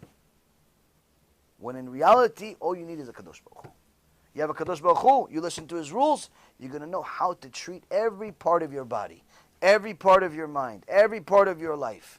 And you're always going to be happy. Always. Stress is only something that people that do not have the God of Israel have. You have stress, that means you have a little bit less Hashem. Doesn't mean you don't have anything at all, but the more stress you have, the less God you have. The more God you have, the less stress you have. Doesn't mean you don't have any problems. No, you have problems. But you know God's the one that gave it to you. So it's a little more God today. You have extra God today. You have extra Hashem today. Why? He gave you more problems today. Shtabach Shemo. Shtabach Shemo. That's what you got to get to. You got pain? Oh, Shtabach Shemo. I got more pain. I got more Hashem. Hashem wants my attention. I'm suffering in pain. Baruch Hashem. You care enough about me to remind me that I have an arm, that I have a leg, that I have a back, that I have a stomach, because it all hurts. I forgot I had a stomach until it hurt. I forgot I had a back until it hurt. Ishtabach Shemo. Who thinks about their back? Did any of you guys think about your back today? You thought about it. You know why? Because it hurts you. That's why. That's why you thought about your back. But the average guy didn't think about his back. Why? Because it didn't hurt. You have pain, say Ishtabach Shemo. I have an arm. That's why I know I have an arm. Why? It hurts. Sometimes HaKadosh Baruch Hu gives me such a present, he makes my entire body hurt. I say Ishtabach Shemo. I have a body. I have a body. It hurts. Ishtabach Shemo. How many people wake up in a day and say, Baruch Hashem, I have a body? Most people are like, I need to lose some weight. I need to lose some weight. Lose some weight. You have a body. You have a nose and it works. You have ears, you have eyes, they work. More Kadosh Baruch Hu. More Kadosh Baruch Hu. All of this, Rabotai, starts with recognizing that HaKadosh Baruch Hu is everything. As soon as you realize He's everything, you start fearing. You fear HaKadosh Baruch Hu. Why? Because He's in charge of everything. But the more you have, the more Yirat Shamayim you have, you start getting to know Hashem more. You start Hashem is involved in every part of your life. You start falling in love with HaKadosh Baruch Hu. You can't skip steps. You can't skip steps. It starts with the basics, and then you little by little go up and up. Bezrat Hashem, one day we'll go up. Bezrat Hashem, one day we're going to graduate. We're going to do something good in our life. But the reality is you have to start little by little. Little by little, you start with fear of HaKadosh Baruch Hu. More you have of HaKadosh Baruch Hu, the less you're going to need from this world. That's why you see the biggest tzaddikim in the world. You see the Rav Kanievsky. You see Rav Kaduri. You see his father, the Stipler Gaon. You see Baba Sali. All these big tzaddikim. You see their houses. You'd say maybe a homeless shelter looks better than this house. But you look at them, you look at their face, happiest people on earth. One time I saw a picture, my friend sent me a picture of Rav Kanievsky learning Torah. And now, Rav Kanievsky, Baruch Hashem, you could get a lot of pictures of him learning Torah. But once in a while, you see Rav Kanievsky, he gets like chidush, and you see how his face lights up. You see his face, and it's like, that's happiness. You're not seeing any parties, any bells, any funny hats. No. You see happiness. I said, that's what happiness looks like. Why? He has HaKadosh Baruch Hu. Yes, that's his whole life. It's HaKadosh Baruch Hu. That's it. Now, what do you think? He got there by not being afraid of Hashem? You think he got there by breakdancing in the middle of the streets with his truck? Doon, Rebbe this, Rebbe that? No. He got it by learning Torah, doing mitzvot, adding more and more of Hashem into his life. The more you have HaKadosh Baruch Hu, the less you care about the house and the jingle bells over here and all the lights and what shade and what this. Who cares about that stuff? Because you realize it's all nothing. It's all nothing. Can you enjoy stuff? Sure, go enjoy it, no problem. But remember, the more you enjoy this world, the less room you're giving for HaKadosh Baruch Hu. Be'ezrat Hashem, this will give us a little needed lesson. Perhaps I needed it, you needed it, somebody needed it, because I said it, and Hashem gives me the words to say. This gives us a needed shiur of really what's important in life. Because all of us have had these questions, either today, yesterday, tomorrow. All of us have these questions. What's the point? What's the purpose? Why am I here? Why is it so tough? Why is it not tough? Why is it tougher for him? Why is it easier for him? Everybody looks at all types of things. It's reality. This is the answer of all answers. It's the purpose of life. Now, you can try it the hard way and keep chasing nothing. Or you can listen to somebody that had a few things in his life, and I tell you, whether you get it or not, nothing's going to change. Money does not change your problems. All it does is allows you to arrive to your problems with limo. That's it. The only thing that's going to change your life in a positive way is HaKadosh Baruch Hu. Only thing that's going to make you happy is HaKadosh Baruch Hu. Only thing that's going to give you a purpose is HaKadosh Baruch Hu. That's it. Everything else is a trap. Everything else is emptiness, like the atom. But it looks full. It looks complete. You can keep trying to chase it, but you're wasting time. Why? Why waste time? Learn as much as you possibly can. Add HaKadosh Baruch Hu to as many parts of your life as you possibly can imagine. And I promise you, you will be not only the person that's happier, but you'll be the person that everyone admires and everyone wants to be like. Because everyone is looking for what you already have. And that way you could be the biggest Kiruf personality just by your existence. They see you and they want to be. They're going to ask you, how are you so happy? How do you, what do you, you don't have money for rent? How are you so happy? How come you don't have any anxiety? Say, I have a Kadosh Baruch Hu. When he wants to give me the money for rent, I'll have the money for rent. Until then, I have him in different ways. What's the question? Bezrat Hashem give us enough chizuk. By the way, there is no shiur on Sunday. No shiur on Sunday, meaning I'm not going to be here. But we're going to have a movie night. At a movie night, we'll have a screening. We'll have a screening. We'll bring the whole projector, and now we'll screen a movie, Bezrat Hashem, on Sunday. So definitely come, bring your friends. We'll show a cool movie that I think everyone's going to enjoy. And Bezrat Hashem, I will see you again next Tuesday in Aventura. Enjoy the rest of the week. Hopefully you guys enjoyed it as much as I did. Baruch Hashem, Baruch Adonai Le'olam. Amen ve'amen.